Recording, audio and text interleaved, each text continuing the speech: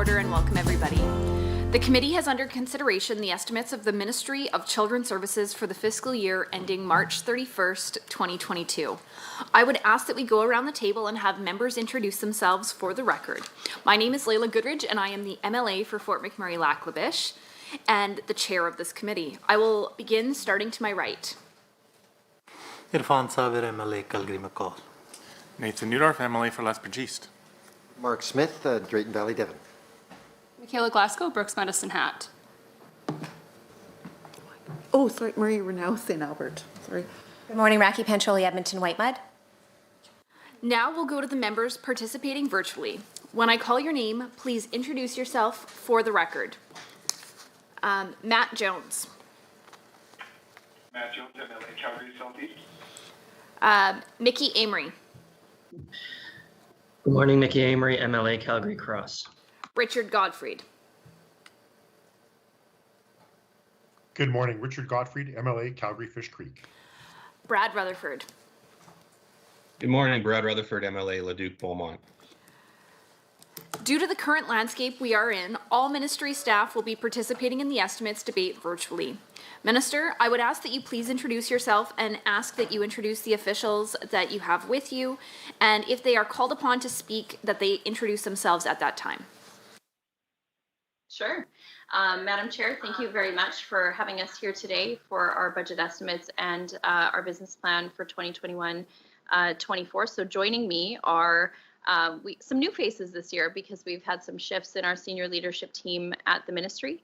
I have my Deputy Minister, Sherry Wilson, Assistant Deputy Minister for Child Intervention, Leanne Wagner, Assistant Deputy Minister for Transition and Intervention Supports, John Reeves, Acting Assistant Deputy Minister for Indigenous Partnerships and Strategic Services, Joni Brodziak.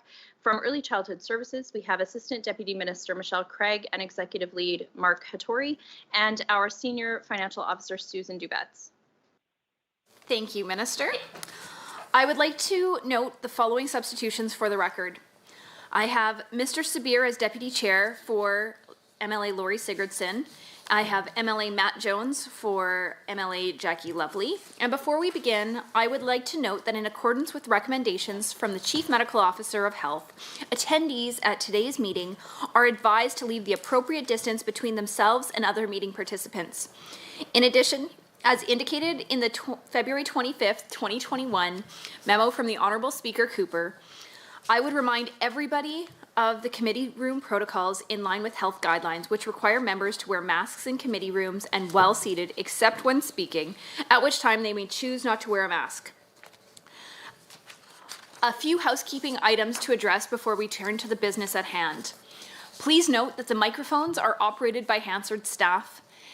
Committee proceedings are being live streamed on the internet and broadcast on the Alberta Assembly TV, and the audio and video stream and transcripts of meetings will be accessed via the Alberta Legislative website. Those participating virtually are asked to turn on their camera while speaking and please mute their microphone when not speaking. To be placed on the speakers list, virtual participants should email or send a message in the group chat to the committee clerk, and members in the room are asked to please wave or otherwise signal to the chair. I will ask that everyone please set your cell phones and any other devices to silent for the duration of the meeting. I also will note that we have had MLA Jackie Lovely join us, and Miss Lovely, can you please introduce yourself for the record? Jackie Lovely, MLA, Camrose Constituency. Fantastic. Honourable members, the standing orders set out the process of consideration of the main estimates. A total of 3 hours has been scheduled for consideration of the estimates for the Ministry of Children's Services. Standing Order 59016 establishes the speaking rotation and speaking times. In brief, the minister or a member of Executive Council acting on the minister's behalf will have 10 minutes to address the committee. At the conclusion of her comments, a 60-minute speaking block for the official opposition begins, followed by a 20-minute speaking block for independent members, if any, and then a 20-minute speaking block for the government caucus. Individuals may only speak for up to 10 minutes at a time, but time may be combined between the member and the minister. The rotation of speaking time will then follow the same rotation of official opposition, independent members, and government caucus, with individual speaking times set to 5 minutes for both the member and the ministry. These times may be combined, making it a 10-minute block. One final note, please remember that discussion must flow through the chair at all times, regardless as to whether or not speaking times are combined. If members have any questions regarding speaking times or the rotation, I would ask that you please feel free to send an email or message to the committee clerk about the process. With the concurrence of the committee, I will call a 5-minute break near the midpoint of the meeting. However, the 3-hour clock will continue to run. Is there anyone opposed to having a break? Fantastic. We will coordinate to have a break. Ministry officials, at the direction of the minister, may address the committee. Ministry officials are asked to please introduce themselves for the record prior to commenting. Space permitting, opposition caucus staff may sit appropriately distanced at the table to assist their members. However, members have priority to sit at the table at all times. If debate is exhausted prior to the 3 hours, the ministry's estimates are deemed to have been considered for the time allotted in the schedule, and the committee will adjourn. Points of order will be dealt with as they arise. However, the speaking block and the overall 3-hour meeting clock will continue to run. Any written material provided in response to questions raised during the main estimates should be tabled by the minister in the Assembly for the benefit of all. The vote on the estimates and any amendments will occur in the Committee of Supply on March 17th, 2021. Amendments must be in writing and approved by Parliamentary Council prior to the meeting of which they are moved, and the original amendment is to be deposited with the committee clerk as a courtesy. An electronic version of the signed original should be provided to the committee clerk so that it can be distributed to all members. I now invite the Minister of Children's Services, the Honourable Rebecca Schultz, to begin with her opening remarks. Minister, you have 10 minutes. Thank you very much, Madam Chair. It is, as I said, my great pleasure to be here this morning to discuss the 2021 budget estimates and 2021 to 24 business plan for Children's Services. I have already introduced my senior ministry colleagues, but I do want to say that they are part of an exceptional team that provides great leadership for a ministry focused on the safety and well-being of children and youth, starting with early childhood programs, moving through the continuum of protection, and helping young adults transition into successful adulthood. Madam Chair, it's safe to say that all of us have been affected to some degree by COVID-19, but for those already struggling, for vulnerable children, youth, and families, the challenges have been even greater. Now more than ever, we need to make sure that programs, services, and supports are there for those who need them most. In every area of children's services, we're reducing duplication, streamlining processes, and working more efficiently. We're modernizing the way we do business so it's easier for Albertans to access the resources and information that they need. We did a deep dive into our work and cut red tape where we could to ensure that every dollar we spend is directly directed to support frontline services with a direct impact on children, youth, and families. Budget 2021 protects essential services and supports, including continued caseload growth in both child intervention and childcare. We continue to focus support for youth in care transitioning to adulthood, and we continue to provide supports for households with the lowest incomes in the province. Madam Chair, to do this work, we're showing a 5% increase in funding for children's services in the next budget year. That extra $81.3 million will help us protect essential services and these higher caseloads. It brings total funding in 2021-22 to $1.7 billion for children's services. I will explain how my ministry is allocating that funding. The safety and protection of children and youth in Alberta is our highest priority. That's why child intervention is about 51%, just over half of the ministry budget. Budget 2021 provides $879.8 million for child intervention, which is an increase of $14.3 million to meet caseload demands. Caseload continues to grow around the same rate as Alberta's population growth. The Kinship Care Program also remains a high priority for Children's Services, and work is ongoing to improve practice in this area. This commitment is demonstrated through a $1.8 million increase in funding for kinship and foster care to support caseload growth. We're keeping more children connected to their extended families, to their cultures, and to their communities. I can share that, again, kinship care placements outnumber foster care placements by a third. Those numbers are 2,568 kinship homes compared to 1,699 foster homes.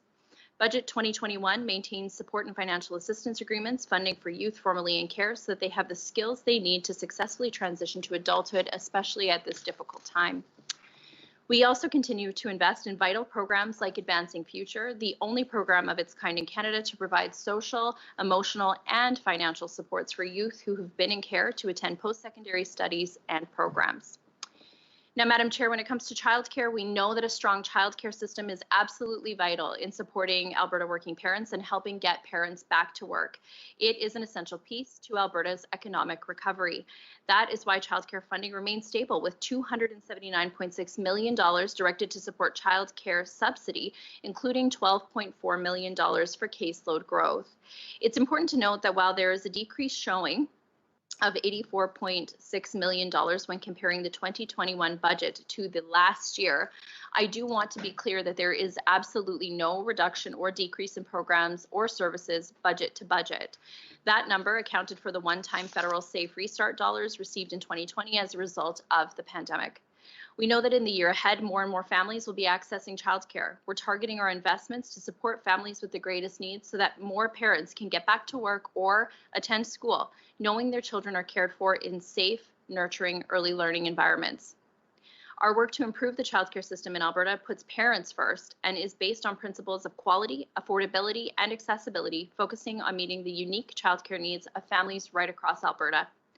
The Early Learning and Childcare Act and regulation came into effect on February 1st, defining the expectations for high quality and safety within these licensed programs. Budget 2021 supports licensed programs to recruit and retain qualified staff by providing funding for wage top-ups, the highest in the country, and professional development with a stable budget allocation of $114 million.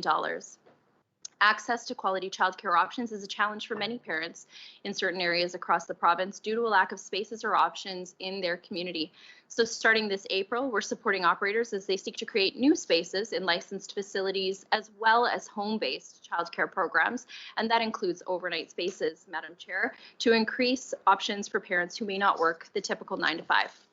Updating our legislation was about putting parents first, improving the quality and safety of childcare, providing more transparency as well as resources and information to help parents with young children make one of the most important decisions they will make for their children and for their families. Now, Madam Chair, it's always best to prevent a family crisis before it occurs. Building well-being and resiliency in families and communities prevents the need for greater interventions and supports down the road. That's why we launched the new family resource networks across Alberta at the beginning of last April. We didn't anticipate at the time the beginning of a global pandemic, but these family resource networks do deliver programs that build parenting skills. They improve child and youth development, provide social supports for vulnerable families, and in spite of mandatory public health restrictions, these networks very quickly found ways to deliver these supports to families in need. Today, we have 70 network hubs coordinating and delivering services through 126 spoke organizations in every area of the province with a budget of $63.3 million. Madam Chair, community grants are also an effective tool to help communities, including 16 First Nations, to provide additional supports for children and youth. Budget 2021 provides funding to administer about 60 community-based grants totaling $6.2 million, and this, Madam Chair, includes $1.2 million to support mentoring for children and youth with a focus on youth in care, $2.2 million to support mental health services for children and youth, and $1.5 million to support early intervention services on First Nations. We also have an additional $1.3 million to support youth suicide prevention. Now, Madam Chair, this government introduced the Alberta Child and Family Benefit Program that came into effect July 1st of last year. The program increased the amount a low-income family with little or no employment income receives. Budget 2021 increases funding for this benefit by $69.5 million for a total of $345 million.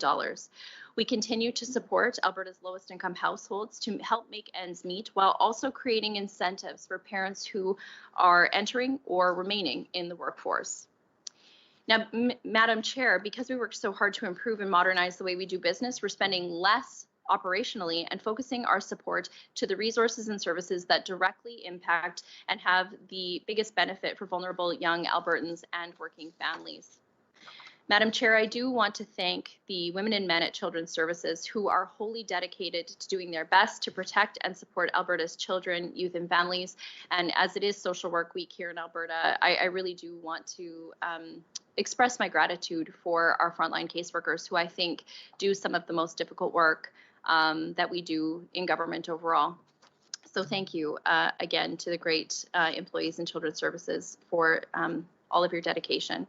Budget 2021's focus on lives and livelihoods clearly supports our ministry with increased funding where it is needed most. My ministry is making the most of every dollar, improving the work we do, and I am confident that Budget 2021 gives us the resources we need. And with that, Madam Chair, I look forward to answering questions of this committee. Thank you, Minister. For the hour that follows, members of the official opposition and the Minister may speak. The timer will be set for 20-minute intervals so that you are aware of the time. Would you guys wish to share your time? Minister, I'd be willing to share time if you'd like to. Yep, sure, that works for me. Fantastic. And with that, Ms. Pancholi, the floor is yours. Thank you, Madam Chair, and thank you to the Minister for being here today and presenting her budget, as well as to all of the ministry staff who are joining you today. I'd also like to extend my appreciation to the thousands of frontline workers in Ministry of Children's Services who have had an extraordinary year, of course, like we all have, and they've done extraordinary work, so my thanks to them.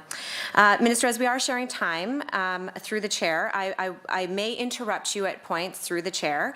Not to be rude, I hope you understand that. We do have limited time, and I have many, many questions. So through the chair, I will direct when I believe I've had a sufficient answer to a question, and in the hopes that we can move on. I'd like to begin first by responding to some of the Minister's comments around childcare, and then I will proceed to my questions. So at this point, the evidence and expert advice around the economic and social imperative of additional and significant investments in childcare has been made abundantly clear to this government. Not just by myself, of course, as a member of the opposition, but by countless experts, economists from across the political spectrum, RBC, Scotiabank, Bank of Canada, AIMCO, Edmonton Chamber of Commerce, Calgary Chamber of Commerce, YWCAs of Alberta and Canada, the early learning sector, childcare operators, and of course, and most importantly, working parents of Alberta. It is clear that the government has chosen to ignore that evidence and experts by tabling a budget that does not invest even $1 more in childcare than it did last year. Not only does this choice reflect that the government doesn't understand the childcare sector has not recovered from the past year. Many programs, as the Minister is aware, are on the brink of closure, operating at 50% capacity. Educators are being laid off, programs are closing, fees are going up.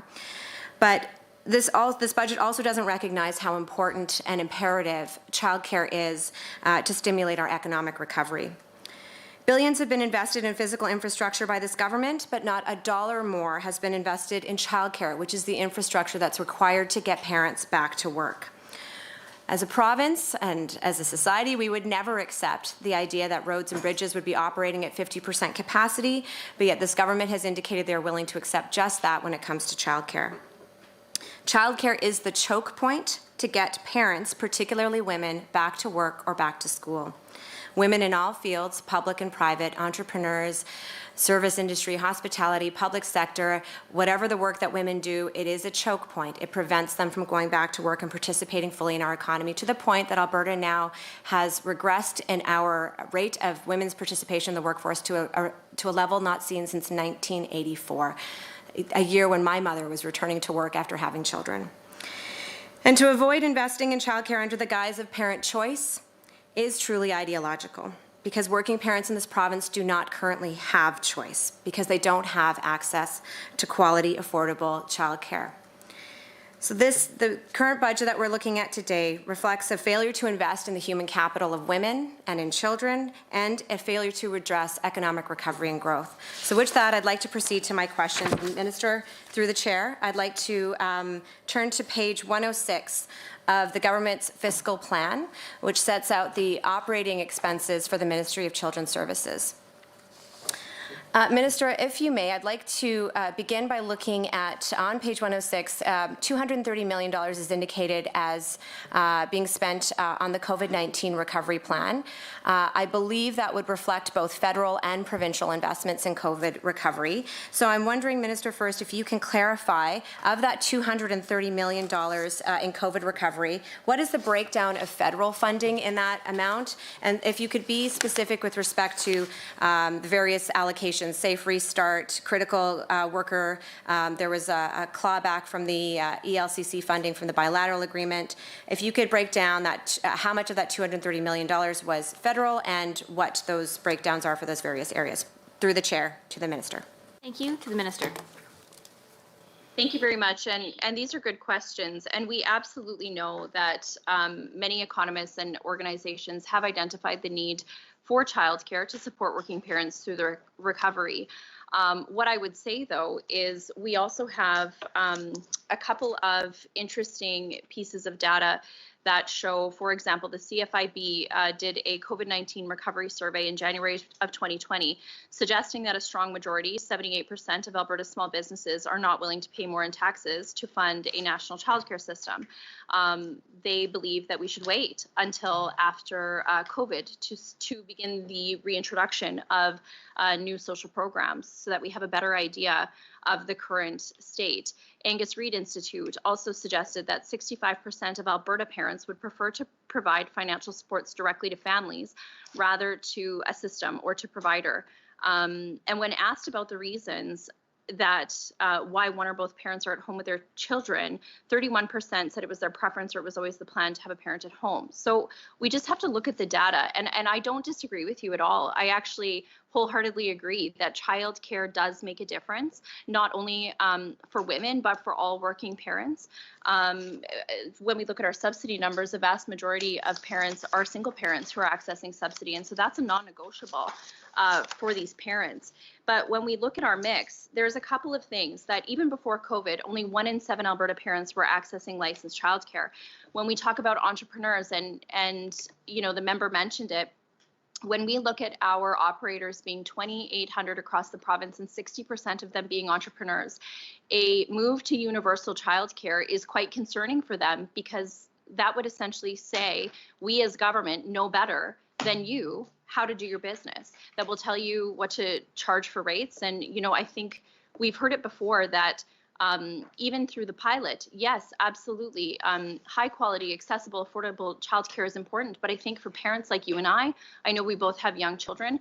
I think at a time like this, where we're facing very difficult fiscal realities, Alberta taxpayers want to make sure that every dollar is to go to support parents who truly need it, not parents like you or I, but parents who truly need those supports.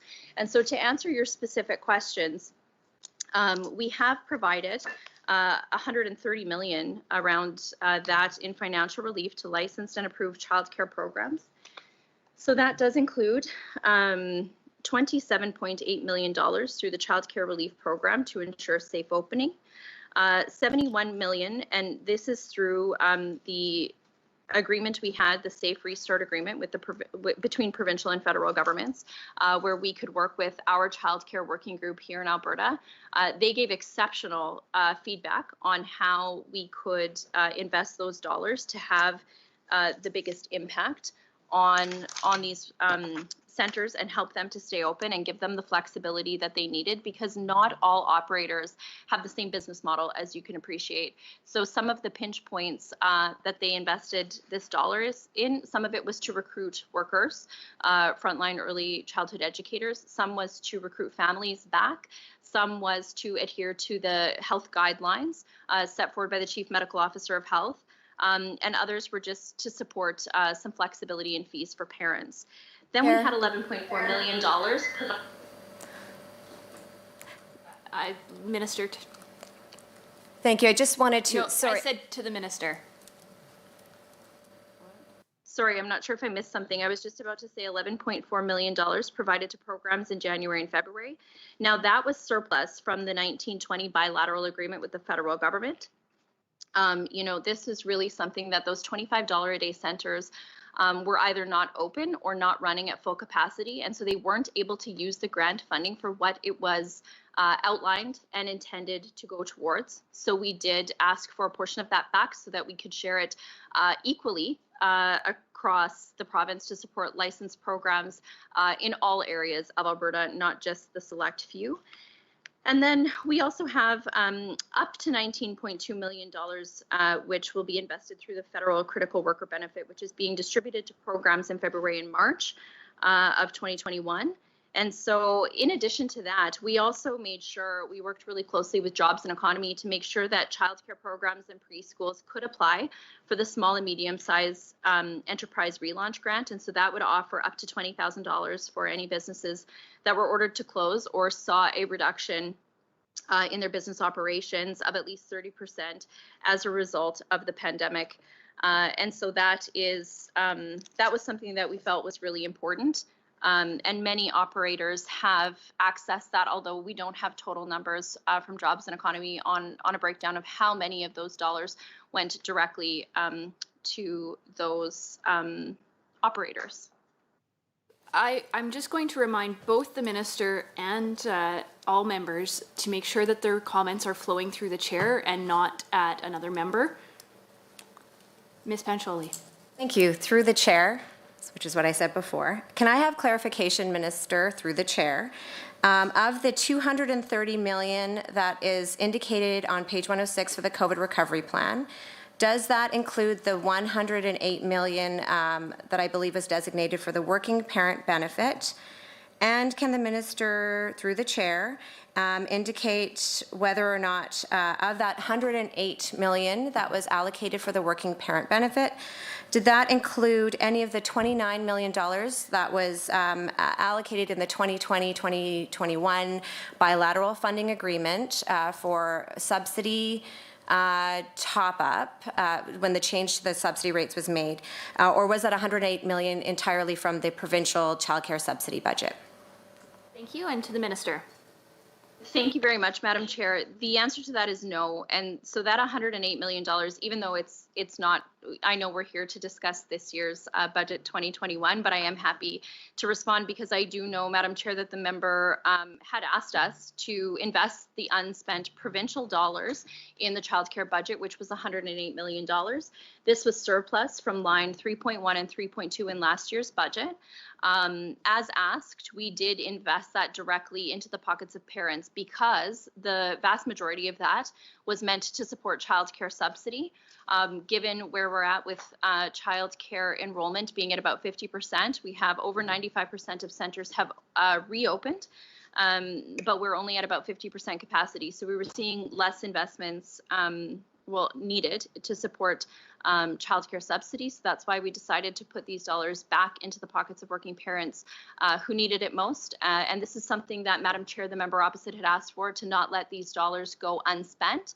And so given the amount that we had invested into supporting the actual structure, system, operators, and the great feedback that we heard, many of them are still using these funds to get through the difficult time of COVID, we wanted to reinvest that $108 million in provincial unspent dollars directly to support parents. Thank you. Minister, through the chair. Can I just seek clarification if, again, that $230 million on page 106 of the fiscal plan, did that include dollars that were spent on essential services childcare when the rest of the childcare system was shut down in the spring? Does that include the essential services childcare? And if the minister can provide details as to how many programs were open for essential services childcare and how many children it served and the total amount spent on that. Thank you, and to the minister. Sure. Thank you very much, Madam Chair. So yes, that is included. I believe that does include those dollars. Now that originally what we saw, that was an interesting rollout of those funds, only because we had tried really hard to open a number of centers across the province. And so we did find that not all of the centers that were identified to open for essential service workers actually had families signing up to use those spaces at that time. So when we look back to a bit of the timeline, March 16th, that feels like an eternity ago, but just about a year ago, when all licensed facility-based programs were required to close, but the family day homes were able to stay open and continue operating. And then when on March 23rd, we reopened those select centers to provide childcare for essential service workers, we had 215 programs in 33 communities that were selected to reopen to provide this childcare under very stringent operating public health guidelines at the time. And again, those programs, if anybody is curious about how they were chosen, we worked with health to identify, we had to have something that was, we didn't want to be in a position where government is picking and choosing centers that would benefit or be able to stay open. So we essentially took a radius around major healthcare centers in these communities and opened those up. And that was really in place until May 14th, when programs were able to reopen with reduced numbers of children and following updated public health guidelines, like the 30-person cohorts and those specific limits for spacing and cleaning and sanitization protocols. And so they have done a very good job of keeping children and staff safe. And I do also want to thank childcare operators and early childhood educators for the great work that they did at this time. Sure. Ms. Pancholi. Sorry, thank you, Minister. I didn't get an answer as to how much in total was spent on the essential services childcare. I don't think I heard the total amount that was allocated for that. And I think I heard how many programs were reopened for that, but not how many children were served. Thank you. To the Minister. Oh, sorry, Madam Chair. It's different when it's all virtual. $10 million was set aside out of our childcare budget to address that reopening for essential services workers. I did provide the number of the centers, and I'm not sure if we have a specific number of children and families accessing those supports, but I can get that for you right away. I would say that as of November 2020, I can provide an update that there were actually over 2,900 active license programs in Alberta. So I misspoke before. I had said 2,800. And so we've actually had an increase of 12 additional programs. And there are approximately 142,000 licensed childcare spaces in Alberta. When we put the COVID mitigation measures in place, the guidelines put forward by the Chief Medical Officer of Health, only 115,200 spaces are available. And again, as I said, we're at about 55% enrolled. Thank you, Minister. To Ms. Pancholi. Thank you, Minister. And just to be clear, and I know you said you'll follow up and get that number when you get it. I'm through the chair. Through the chair, if you could just confirm, if the minister could confirm, I'm looking for the number of children that were enrolled in the essential services childcare. So in that period of time before all childcare centers were able to reopen in mid-May. So in that period of time between March and May of 2020. So I understand the minister has indicated she will follow up with that information. I appreciate that.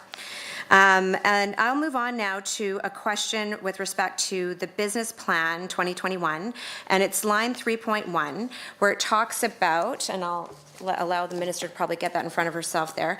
It talks about the budget for childcare subsidy, which line 3.1 of the budget indicates, that it is flat essentially for compared to last year, roughly about $280 million for line 3.1 of childcare subsidy.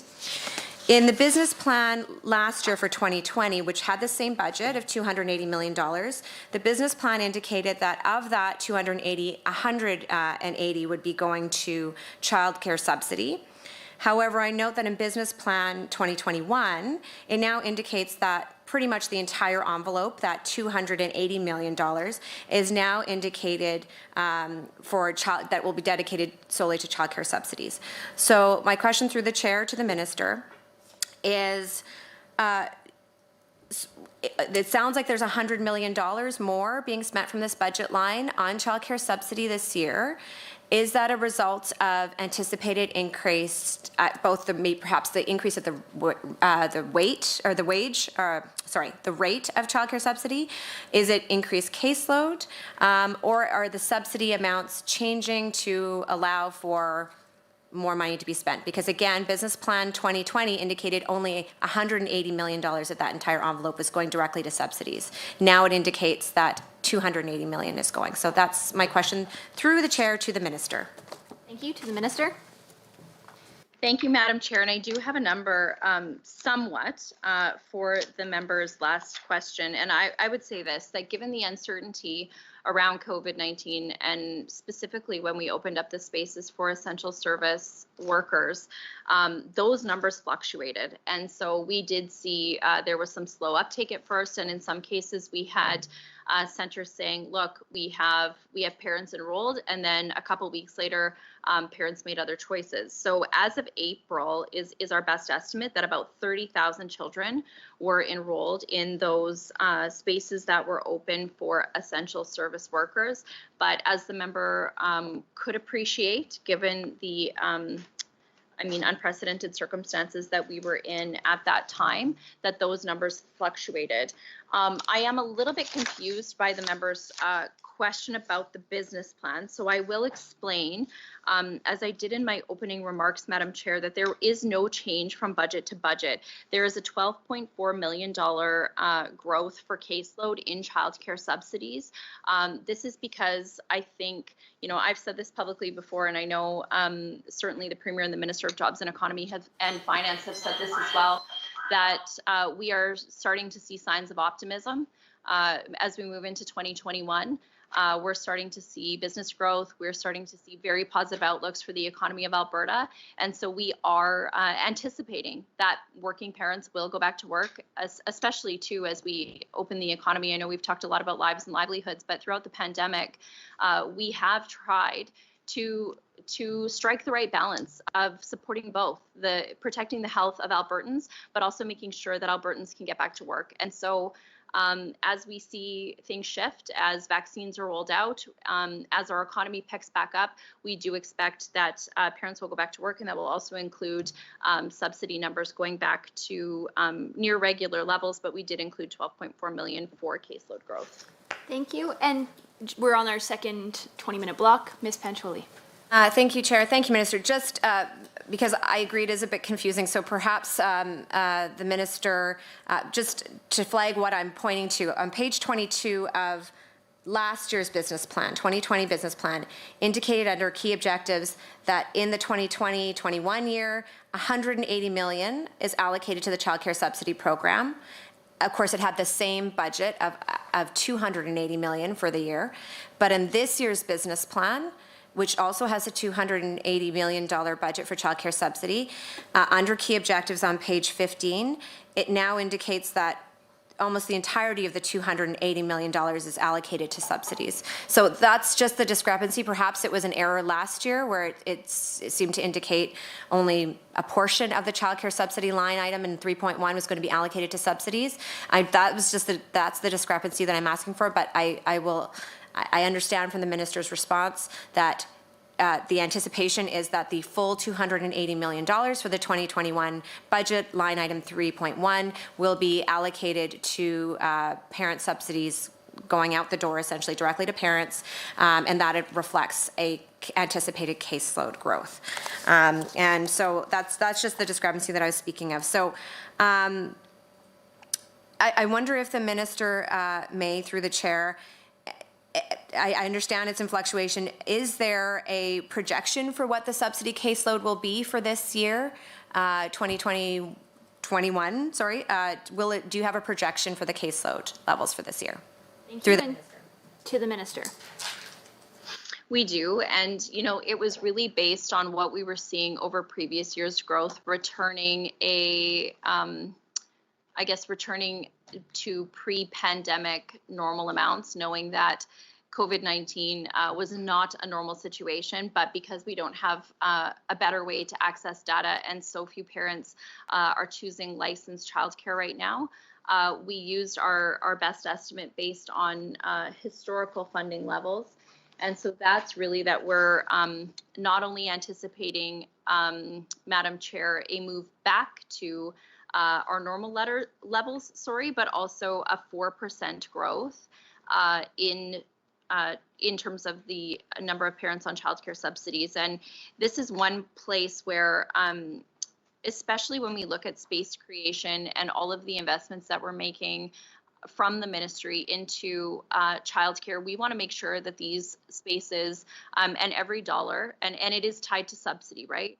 So every space that we create, we want to make sure that it's sustainable. We want to make sure that it's in a community of need. I know I've used the example of Edmonton, but Edmonton is downtown Edmonton, certainly under the pilot program, was oversaturated with spaces where, across the province, we're at about 80% pre-pandemic enrollment in our childcare spaces. For us to be efficient and effective, that number would be a little higher. And so we're going to try to strike a right balance, but we're still expecting a 4% growth. And some of that will come through new space creation in communities that haven't currently had licensed childcare, whether that's in a home or a facility based setting, Madam Chair. Thank you. And Ms. Pancholi. Thank you, Minister, through the chair. Can I ask whether or not, to the Minister, does line 3.1, the increase that you've allocated for childcare subsidy, include factoring in the increased cost of the subsidy rates that were announced last summer? So that was funded originally through the bilateral funding agreement with the federal government. That increase of about $29 million, and I believe that was to carry us through to the end of this fiscal year. So does that line item 3.1 reflect that the province will now be paying for the increase in the subsidy rate that was announced last summer? Thank you. And to the Minister. Thank you very much, Madam Chair. So the answer to that question is yes. And we do also expect to sign another bilateral agreement soon, but we are continuing to direct a number of additional provincial dollars as we find efficiencies within our own ministry to support childcare subsidy and direct supports. And then we are, as I've said, starting off with much lower levels of program participation. So again, as our economy recovers, we are very optimistic that parents will return. We want to make sure that those subsidy dollars are available for them. And part of that, we do have flexibility within the bilateral agreement. And so that's where it's kind of tough to answer that right now while we're still in negotiations with the federal government over our bilateral agreement.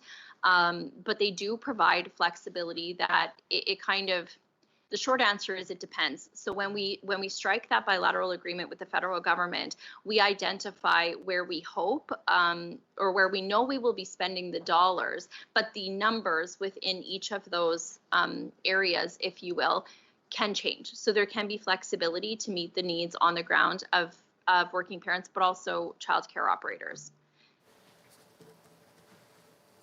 Thank you. Ms. Pancholi. Thank you, Minister.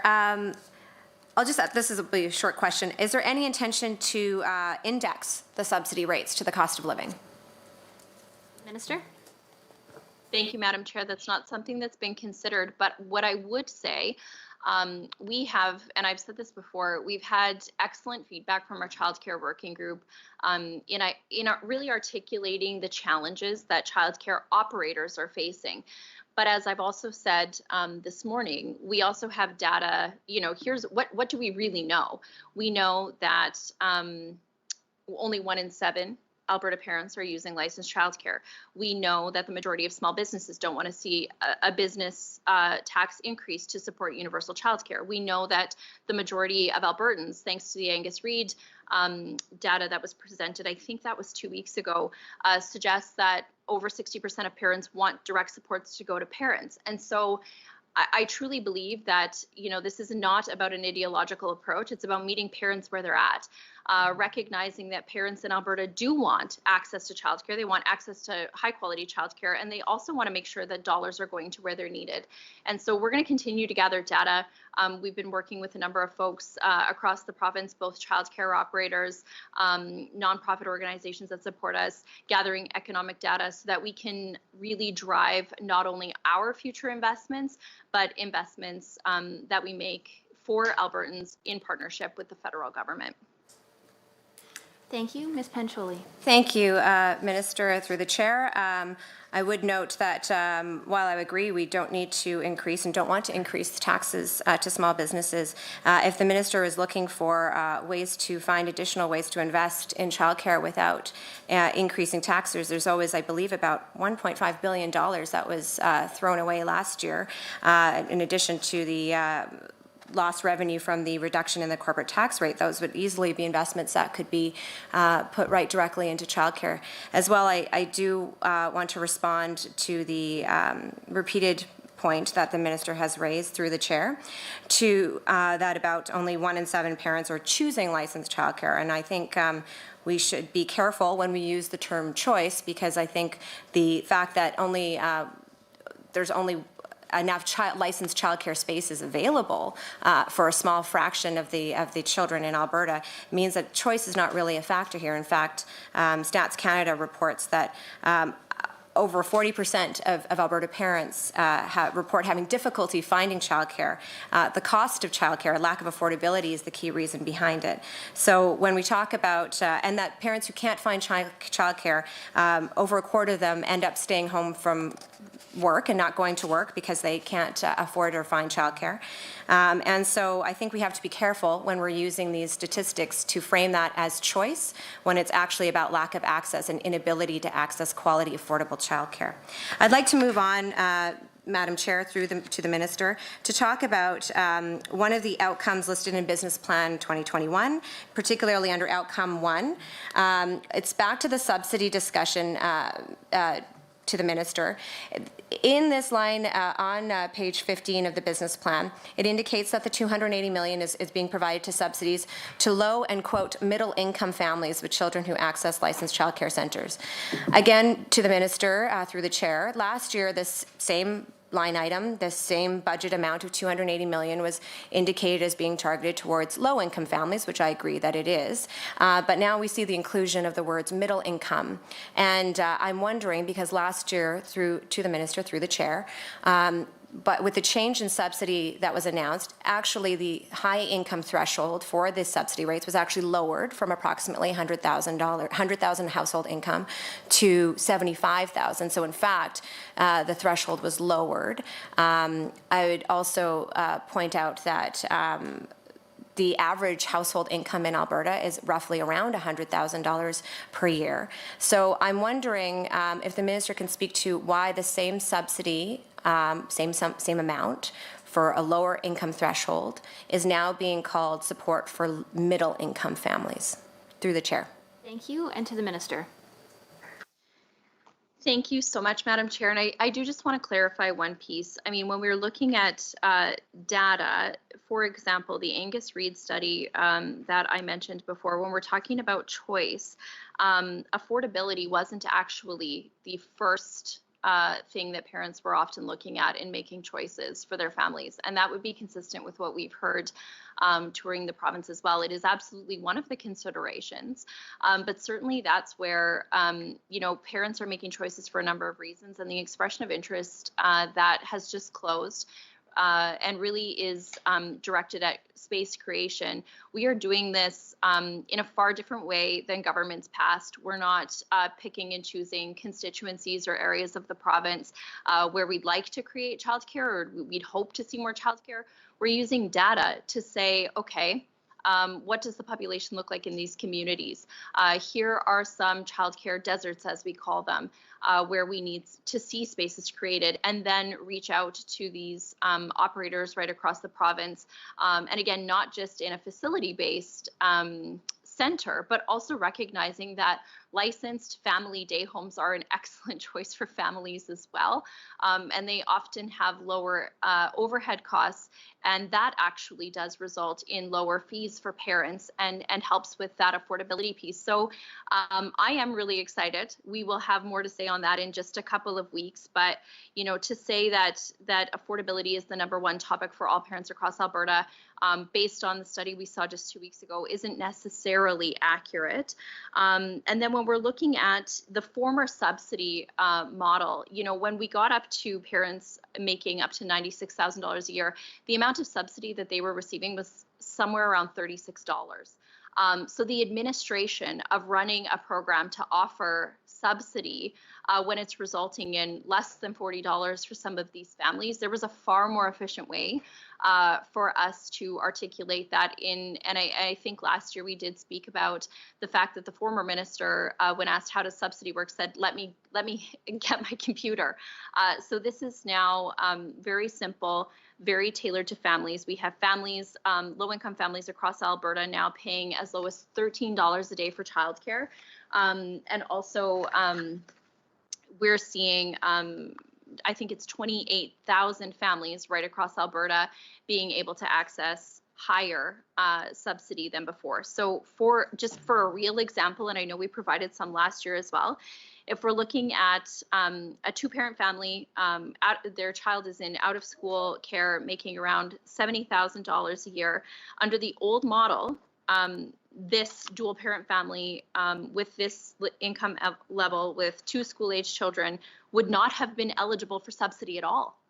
And now, under the new model, this family receives $402 a month or $4,800 a year to help out with school care fees. And then we often, when we're talking about childcare subsidy, I don't forget because it is tax season and we have been sharing this information with a lot of families, that regardless of the choice you're making in childcare, parents are able to access a huge amount in terms of tax returns for both preschool, so 0 to 6 age children, but also school age children as well. So there are a number of supports in it, and it's not always as simple as comparing apples to apples, as the member would appreciate, Madam Chair. Thank you.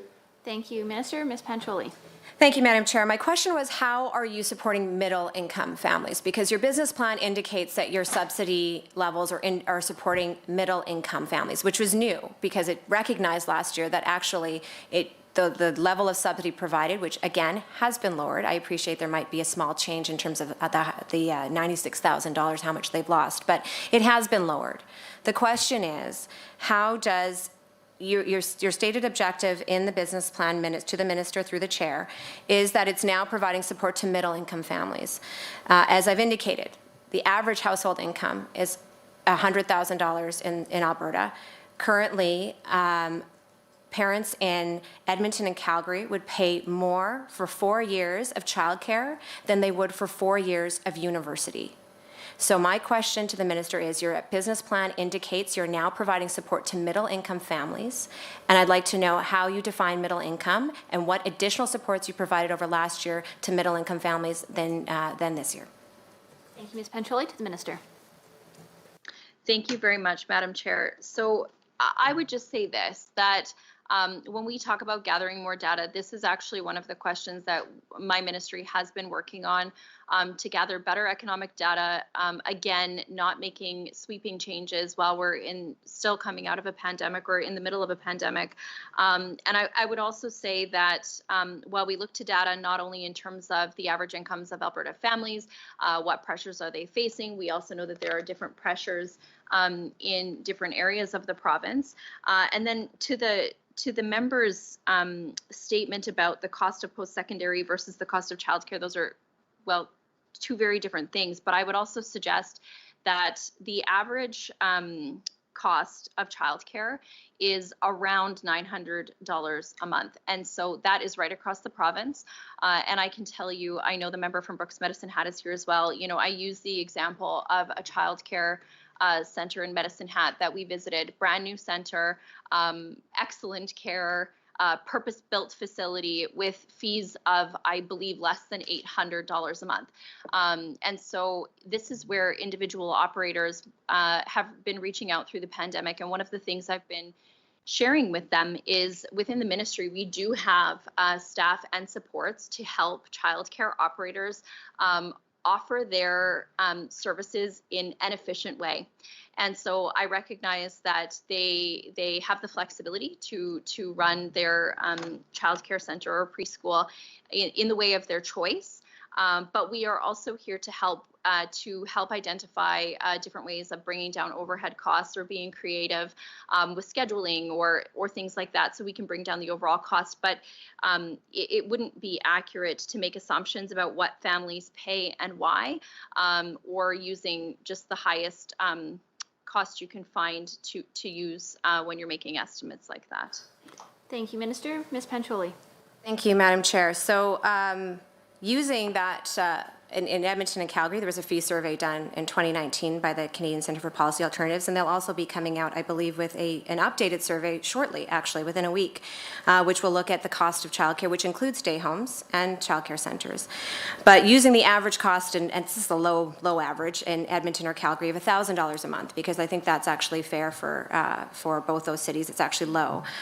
Just for the minister's understanding, a family making $75,001, putting them above the threshold to be eligible for subsidy, with 2 children in childcare, using the conservative estimate of $1,000 per month per child, would actually be paying 33% of their monthly income towards childcare.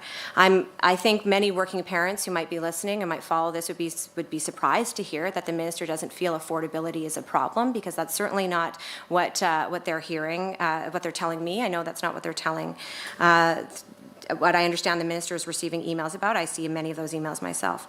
So it sounds like, through the chair to the minister, that the number one effective way, or the number one strategy the ministry is using in order to increase affordability for middle-income families is to make childcare more efficient. And I believe that's actually reflected in the consultation report that was done as a result of the consultation on the childcare licensing regulation. When asked about affordability, the ministry's report indicated that how they were addressing that was by reducing red tape.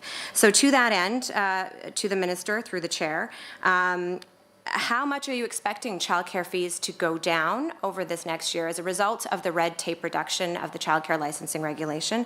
I'll give you an example, Minister. I know some of the larger corporate chains, it currently charge almost 2 corporate childcare chains. One of my friends has their child in one of those centres. It spends, the fee is $1,840 per month for a child. And so seeing as red tape efficiency is important will bring down costs, according to the minister, how much can parents anticipate that their childcare fees will go down as a result of the red tape reduction? Thank you. To the minister. Thank you very much, Madam Chair. And I do just want to clarify, because I know the member has a tendency to cherry pick comments. This is not one thing or another. It's not accessibility. It is both. We owe it to Albertans to be responsible with their tax dollars. We know that parents are making different choices, certainly even compared to before the pandemic, and we need to monitor the choices parents are making. I did not say that affordability isn't an issue. It absolutely is for many families, but so too is high quality.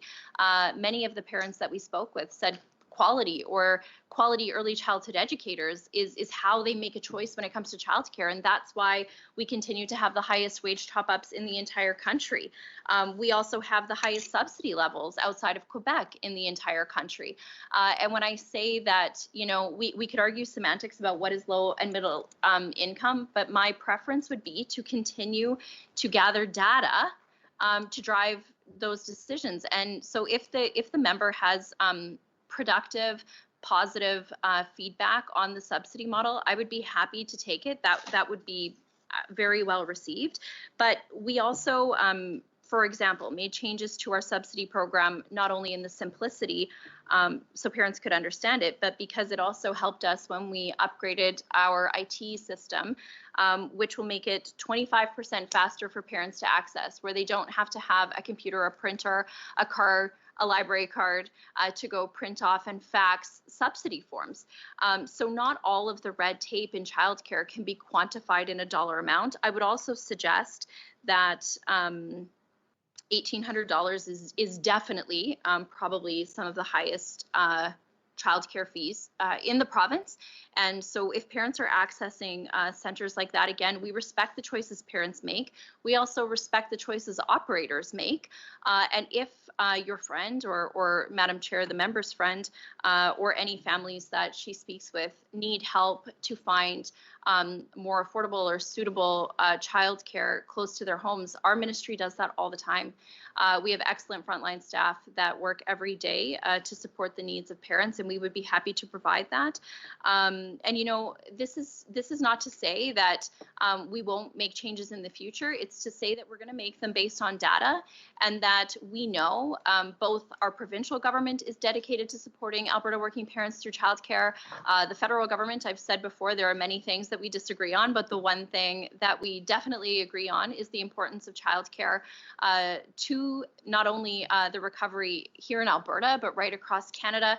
And so it would really be short-sighted for us to go ahead with a program of our own without working in tandem not only with other levels of government like the federal government, as well as childcare operators, and using current data that respects what parents are looking for. And, also in a CFIB survey, I would say that 56% of Alberta respondents said cutting red tape would help stimulate economic recovery. This has been something that came up time and time again from operators. I highly doubt it can be quantified because it's going to depend on every single individual operator. And we know that they are making different decisions right now, just based on what they're seeing in their families. But these are things that we're going to continue to gather feedback on and to watch. And then also, again, space creation really does tie in with subsidy as well, because we want more parents across the province to be able to access those subsidy spaces in communities right across the province, not just Calgary and Edmonton as well, Madam Chair. Thank you, Minister. Ms. Pancholi. Thank you, Madam Chair. Thank you to the Minister. So just to clarify with respect to the Angus Reid poll that seems to be guiding so much of the Minister's understanding right now, I understand it had a sample size of 113 Albertans, which is actually probably just a small fraction of the number of Albertans that I hear from regularly on the issue of childcare. And I understand that within that poll itself, it actually indicated that the agreement was higher in Alberta than any other region and 10% above the national average for the principle that we need a much bigger public investment in affordable quality childcare. So those 113 Albertans certainly made their views clear on that. So going on to early childhood educators. I'm wondering if the Minister has kept track. I believe the pandemic has had a very significant impact on the number of early childhood educators that have both been able to stay in the sector working, as well as the certification levels of the educators who've been able to stay within the sector.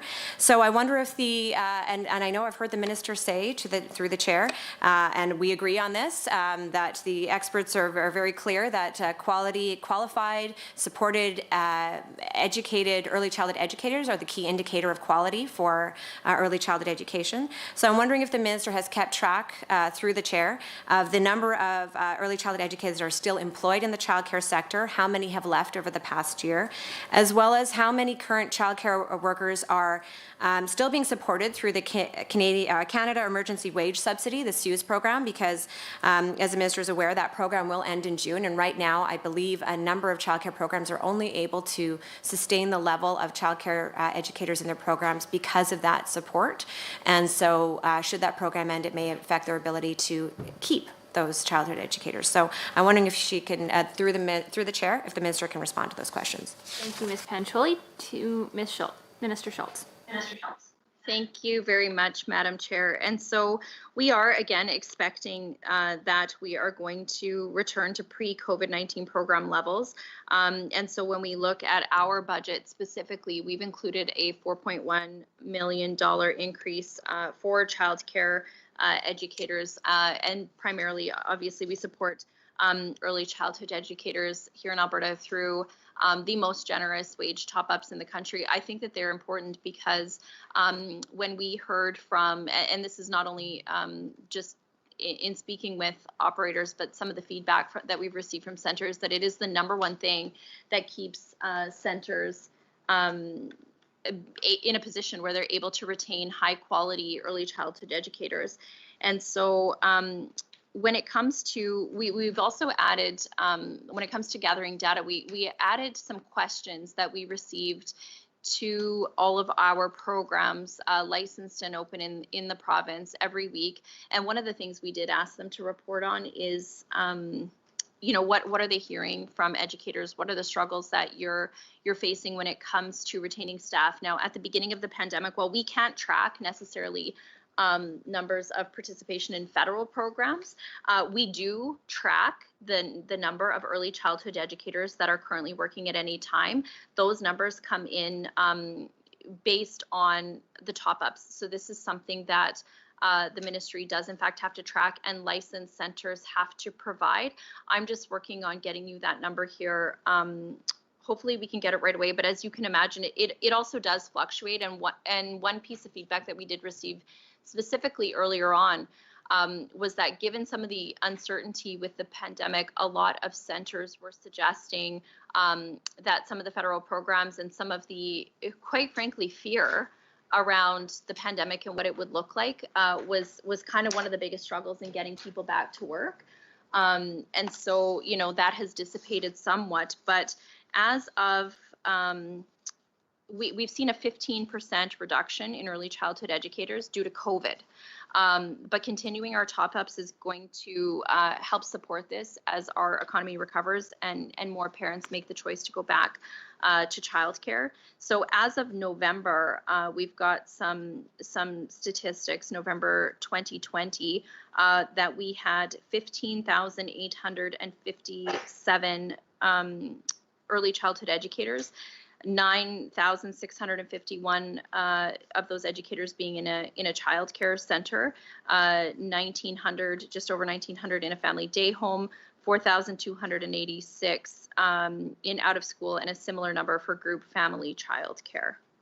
So a 15% reduction, and we do also have those numbers broken down by level 1, 2, 3, but those numbers are fairly evenly, you know, a small reduction. So we see 7,100, just over 7,100 in terms of level 3. Level 2, we've seen a slight reduction from the previous year, from 2,900 to 2,400, and then around 6,200 being at a level 1. Thank you. So, and Ms. Pancholi.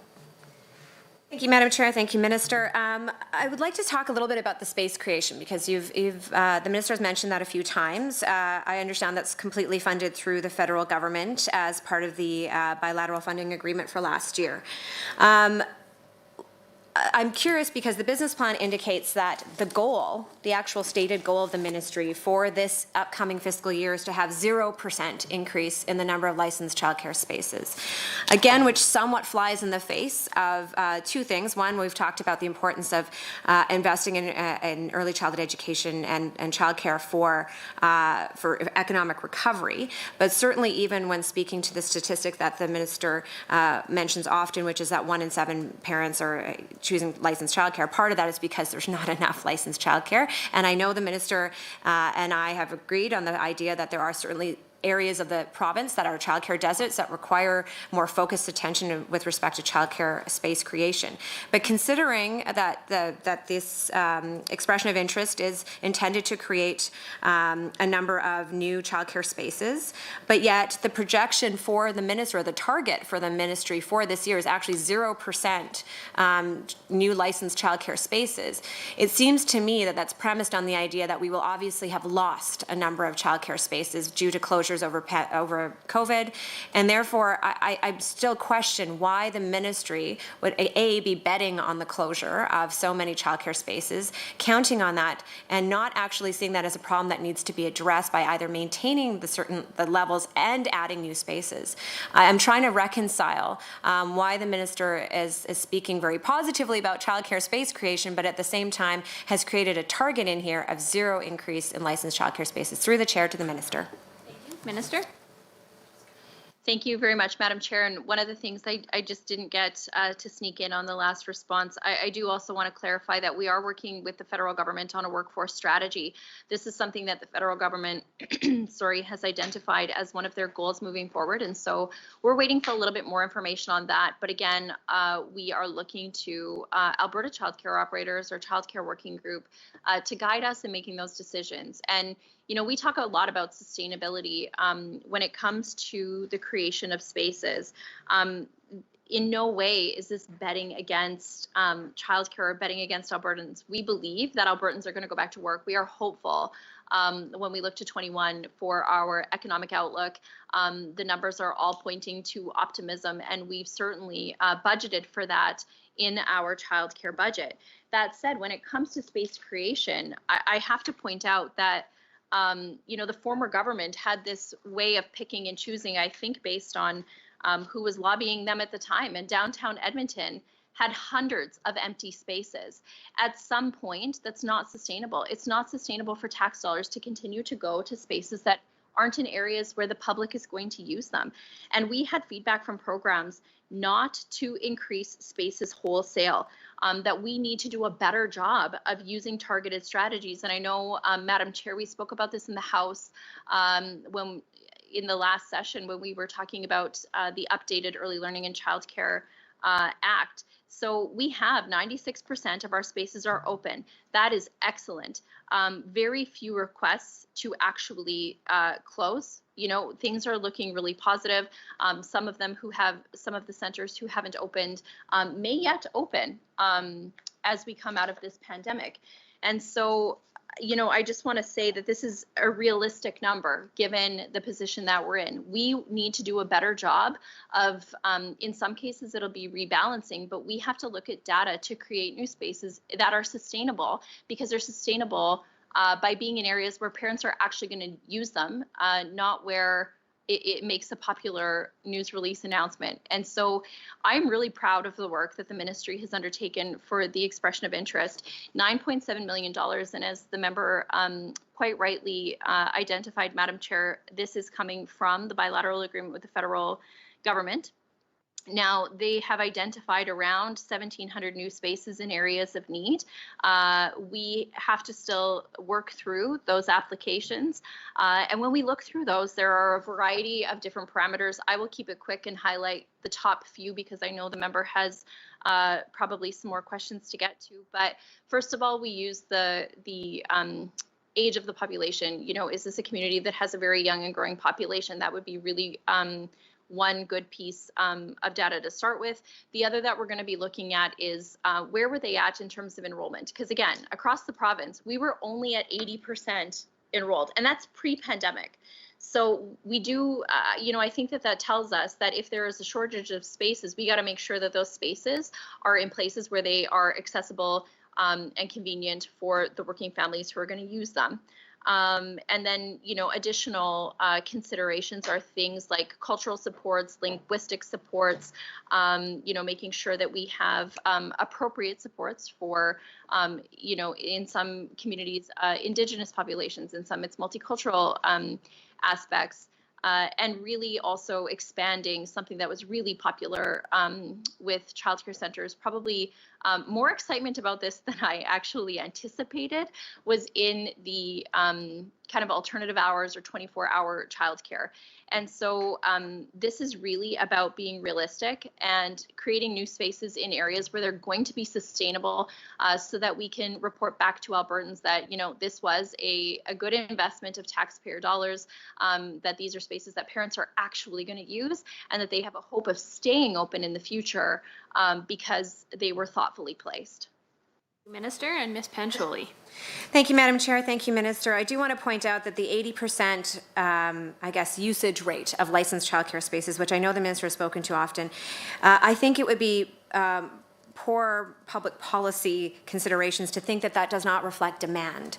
I think that as childcare operators have indicated to me, Madam Chair, that's largely based on the fact that licensing numbers are often much higher than actual capacity. It's based on that square footage per child. And if we had a system at 100% capacity, we would be in real trouble because we would not have anywhere to put children. But also it reflects that there's often the inability to find early childhood educators to actually to staff those spaces. And I know that's particularly a problem in areas like Fort McMurray right now. As well, we can't ignore the fact that the lower usage of those licensed spaces has also got to be linked to parents who can't afford them. So to the Minister through the Chair, I would just advise on that. Minister, I'd like to just, because we're running out of time in this segment, I would like to just really quickly, if I can get a quick answer on page 48 of the budget. It accounts for $76 million, excuse me, from federal transfers, other than the transfers that are paid to, sorry, I think I've said page 48, my apologies, page 48 of the budget. Other than the services to First Nation reserves, which I understand would be for child intervention through delegated First Nation authorities, I understand that. But with respect to other federal transfers, the budget for this year is roughly the same as the previous years, around $76 million. Can you account for what that $76 million reflects? I imagine part of that is a bilateral funding agreement, but other funding, as well as can you indicate what the $19 million there under other revenue accounts for? Ms. Pancholi, I just remind Through the you. chair. Through the chair. Minister Schultz. Thank you very much, Madam Chair. So when we're speaking to other federal transfers, and I think we did speak about this in last year's estimates as well, this includes the Child Special Allowance and revenue for as the member identified, the bilateral agreement for early learning and childcare. The Child Special Allowance is a tax-free monthly payment to help with the care and education of children who are under the age of 18, who physically reside in Canada and are in the guardianship of the province. And so this is paid to the province for providing care to the child. The current amount payable for each child under the age of 6 is $563.75 per month, or $6,765 annually. And then that number is $5,708.04 annually for each child between the ages of 6 to 17. So this includes also a supplement to the CSA, which is the Children's Disability Benefit, which is earmarked to assist in the cost of caring for children with disabilities under the age of 18 as well, who have severe mental or physical impairments that restrict basic activities of daily living. When we look at other revenue, some of this, the examples in this area, reimbursements from delegated First Nations agencies for on-reserve children when a child is placed in a kinship care, foster care, or group home placement. Maintenance charges for the Maintenance Enforcement Program. These payments are received from parents whose children are in care of Children's Services who have a legal order against them to make child support payments under that program. And other miscellaneous revenue could be things like debt resulting from childcare subsidy. Thank you, Minister. And with that, we conclude the block with the official opposition, and I will suggest that we go for a quick break. It is 10:16, so we will return promptly at 10:22.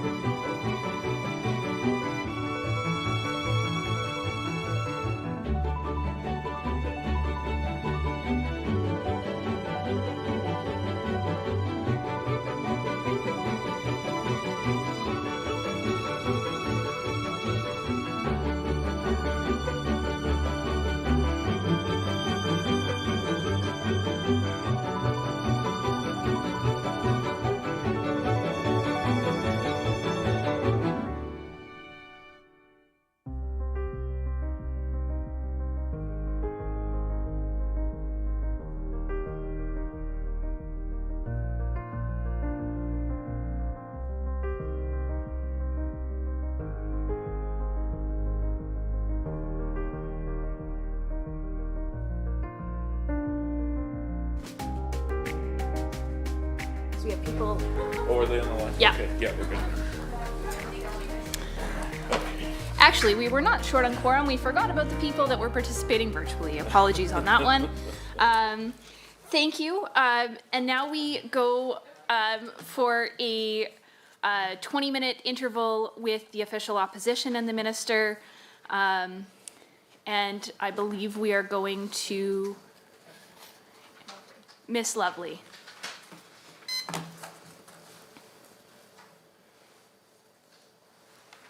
Miss Lovely?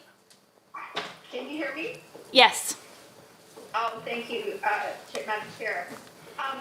Minister, I just want to, Madam Chair, through you to the minister. I just wanted to say that, you know, my community is known for being a seniors community, but we're also known for having a lot of young families in the Camrose constituency. And so there's, it's multi-generational. There's, you know, grandpas and parents and kids, and we're actually known for having a lot of good jobs in the community and attracting a lot of people to come to our community. And I'm back in my office here, so I'll just take off my mask. And so one of the things that is, of course, you need to have affordable childcare, which is something that your office and you are always focused on. And I've been meeting with a number of constituents, and this is some feedback that I wanted to share. So I recently talked to a mom who works in a local hospital and has her kids registered full-time in a childcare center. This mom is having a tough time making financial ends meet. And on page 15 of the business plan, you identified that key objective 1.1 as improving access to childcare through initiatives that support affordability, amongst other things. And as a working mom yourself, I'm sure you appreciate the need for safe and affordable childcare. So on page 15 of the business plan, you identify key objective 1.1 as improving access to childcare through initiatives that support affordability, amongst other things. So Minister, can you tell us to what our government's long-term plan is for affordable childcare and how you see this fitting in with key objective 1.1? Thank you. To the minister. Thank you very much, Madam Chair, and I do appreciate this question from the member. And as I've said already this morning and a number of times before, I absolutely know how important childcare is to support working parents as our province recovers. I know this, my own children are 5 and 3, and I can tell you that I wouldn't be sitting here right now if I didn't have excellent childcare over the last number of years to make that possible. And so, you know, that is where in Budget 2021, we have continued to support families through our new subsidy model. And also targeting our investments to those who are most in need, given the fiscal situation our province is in. We are continuing to fund subsidy, but also, as I've said, increase the dollar amount because we are anticipating some caseload growth in this area once Alberta parents get back to work. But also, you know, we just need to make sure that we are working on affordability while we work on things like accessibility and quality and safety and accountability, to be quite honest. And so that's where, you know, it's not just as easy as providing one simple solution. When we look at even Quebec, I mean, Quebec made a move to universal childcare, but that move took years. That move took decades, and also at the risk, you know, early on to quality. And I think Alberta parents have said loud and clear that they want quality as well as affordability for those who need it. And so, you know, I recognize and respect those views, and I really want to make sure that we are looking at all of those pieces, accessibility, quality, and affordability at the same time in a way that's sustainable. And so that's where we are reaching out to gather additional Alberta-specific childcare data so that we can direct investments to have the biggest impact while responsibly investing taxpayer dollars, watching what happens as we come out of the pandemic over the next couple of months, tracking the choices that parents are making, looking at additional StatsCan data. You know, we can't just use one study or another. We've reached out to a number of economists who said, you know, childcare matters. Absolutely, I agree with you. You know, what other data points do we need to look at to make decisions on future investments, both at the provincial level and the federal level? And I do think it would be short-sighted, knowing that the federal government, and I do have to say, I have a great working relationship with my federal counterpart. You know, it would be really short-sighted to come out with you know, a kind of a half-baked plan in the middle of a pandemic without working together with our other partners. And so we're going to continue to do that important work and to step up and meet the needs of hardworking Alberta families, because absolutely childcare is important. And it's not just important for the parents. I truly believe the quality piece, the early learning piece is beneficial, and especially for families who may be in need or, you know, face additional difficulties or circumstances.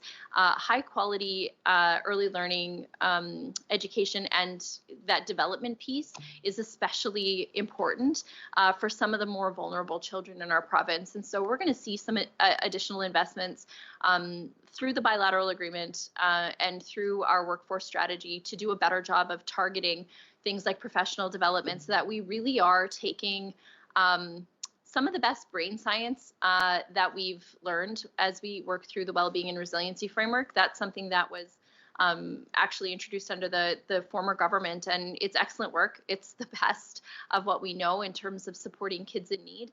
And so how do we take things like that and provide early childhood educators with some of that information? How do we make sure that all educators across the province have access to professional development when historically it's been a small amount? So it's not just one thing. We absolutely want to continue to make childcare affordable for those who need it, make sure there's spaces and communities and areas where there traditionally haven't been any. Make sure we're getting rid of some of the red tape that prevent operators from spending more time with families and kids, and then also make sure that we can remain a place where parents have access to spaces that are in fact high quality learning environments for kids. So thank you to the member for the question, Madam Chair. Thank you, and to Ms. Glasgow. Thank you, Madam Chair, and thank you, Minister, for being with us today, and also thank you for the nice little shout out to the good people of Brooks Medicine Hat. I appreciate it very much. I know that they appreciated it as well when you came down to visit. We visited several childcare providers as well as the SPEC Resource Center Family Resource Network in Brooks.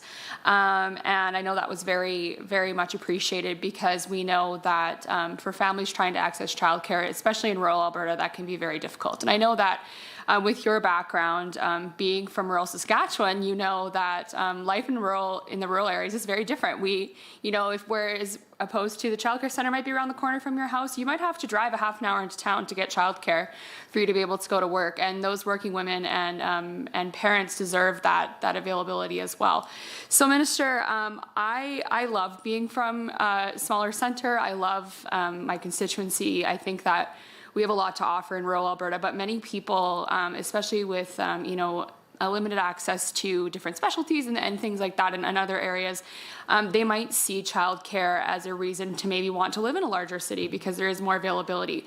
So, I as a rural MLA, I know there's several of us in our caucus and in government that we have an obligation to ask these questions on behalf of our constituents. So while I might not be using these childcare services myself yet at this point in time, hopefully soon someday, but I do have to ask the question, Minister, what is your ministry doing through the chair to achieve the objective on outcome 1 on page 15 of your report, ensuring access to childcare in rural Alberta?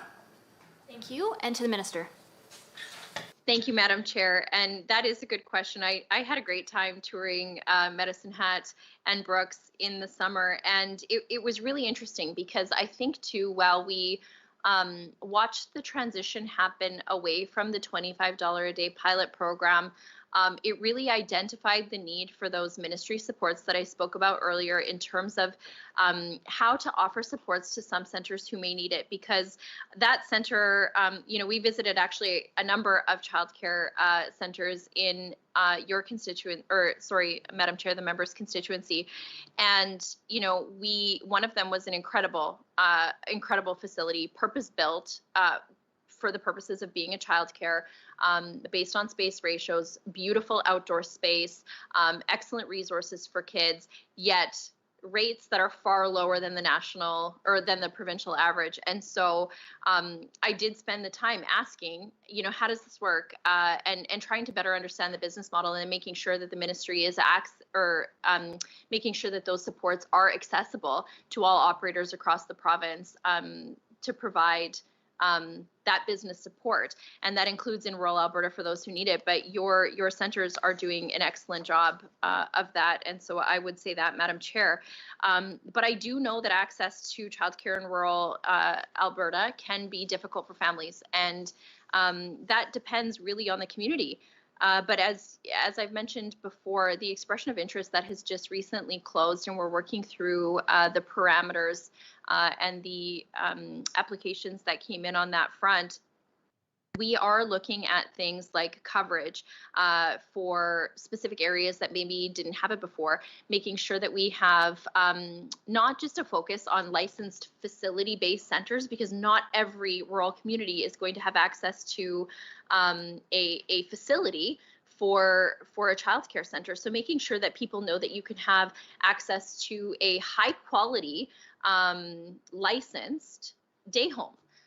That's an excellent option. And so making sure that we are being flexible enough in our space creation, that we're meeting the needs of rural Alberta, and that we truly are using data to create spaces, but also making sure things like quality are not compromised in areas outside of the major centers. So, I use our inclusive childcare program as a good example of that, that previously $9 million of those funds went to Edmonton to support children with exceptional needs. 1.7 million went to Calgary, and there was very little or nothing that went to the rest of the province. And so we're changing that just to make sure too that whether it's a behavioral need, a cognitive need, a physical disability, we want our early childhood educators right across the province, in the cities and the rural centers, to have access to the same professional development, the same training, and the same supports for kids right across the province. So thank you to the member for that question, Madam Chair. Thank you, Minister Schultz. And now on to MLA Amory. Thank you very much, and good morning to the Minister and to you, Madam Chair. I wanted to take this opportunity to thank the Minister and the Children's Services staff for being here and for helping to provide answers to this committee, and also to the Minister for sharing her personal experiences with respect to her beautiful children, because I truly believe that one of the most important ways that one can understand the work involved within children's services is to have that firsthand experience. And so I think that we're very fortunate for that. Now, having said that, to the Minister, Madam Chair, I have a few questions here this morning, and I will get right into it. I want to direct the Minister's attention to page 105 of the fiscal plan, where it says that children's services operating expenses are set at 1.7 billion in 2021 to 2022, and then remain flat over the next 2 years. Indeed, to the Minister, on page 106 of the operating expense chart, it appears to show the same story, and that is that funding in 2019 and 2020 increased remarkably, I would say, and then remained sort of stagnant for the next 3 years. Through you, Madam Chair, and to the Minister, though the Children's Services Minister saw steady increases from 2019 and the 2020 budgets, can the Minister please explain the reasons as to why that funding now remains stable? And is this plan sustainable given the inevitable challenges of growth and increased costs that face all departments, and indeed your department, Minister? Thank you. Thank you, Mr. Amory, and Minister Schultz. Thank you very much, Madam Chair, and thank you to the member for that question. So what we're seeing in the Children's Services budget, and this this budget is a positive one. It is focused on lives and livelihoods. We are creating jobs. We are supporting the health care needs of Albertans, and we continue to invest in programs that support those in our province who need our support the most, especially at a very uncertain and difficult time. And so when we look at our budget, we absolutely are continuing to ensure that vulnerable children, youth, and families remain safe and protected. And as you've pointed out, there is increased funding. And so I guess what I would say is this: as we work to reduce some of our operational and administrative costs in a variety of areas across the province, we continue to have a statutory obligation to ensure the safety and security of kids in need. And so this is where, especially in child intervention, we often don't control any of the drivers that lead to children coming into care, although I would say that we are working in unprecedented ways as a government across ministries to address some of those basic issues, whether that be mental health or working with obviously the Minister of Mental Health and Addictions, the Minister of Health, the Minister of Education, the Minister of Community and Social Services, to make sure that government is there for those families to provide the supports that are needed, but also to look at some of the ways that we can prevent some of those circumstances that would result in kids coming into care. So that is a statutory obligation that we have within our legislation to provide those child intervention supports to kids in need. The $1.7 billion consolidated budget includes an increase of 5% over budget 2021 to address caseload growth. And that's not that we're, that's not necessarily tied to anything related to the pandemic. It's that typically what we've seen historically is about 1.7% of the Alberta population at any time may be coming into contact with children's services. And so that number has been stable, and it tends to grow as the population grows or decline, when those numbers go down. And so we do see an increase based on that, knowing that those numbers have been consistent over time. But we're also providing an increase to the Alberta Child and Family Benefit. Now, that program that came into effect July 1st, at the time, one of the things that we worked on with the Minister of Finance, because the program is actually administered through the tax system, was sustainability, to make sure that the program was sustainable, that we could continue to provide more support for families who are in the greatest need, but continue to provide what's needed to families who are entering or re-entering the workforce. And so this year, given the fiscal situation of the province, we're seeing that is this program is essentially doing what it was intended to do, that is sustainable, that it is providing more supports to families in need. And then we are also this year, given where we're at with the pandemic, making sure that we're maintaining the support and financial assistance agreements funding for young adults who are transitioning out of the child intervention system.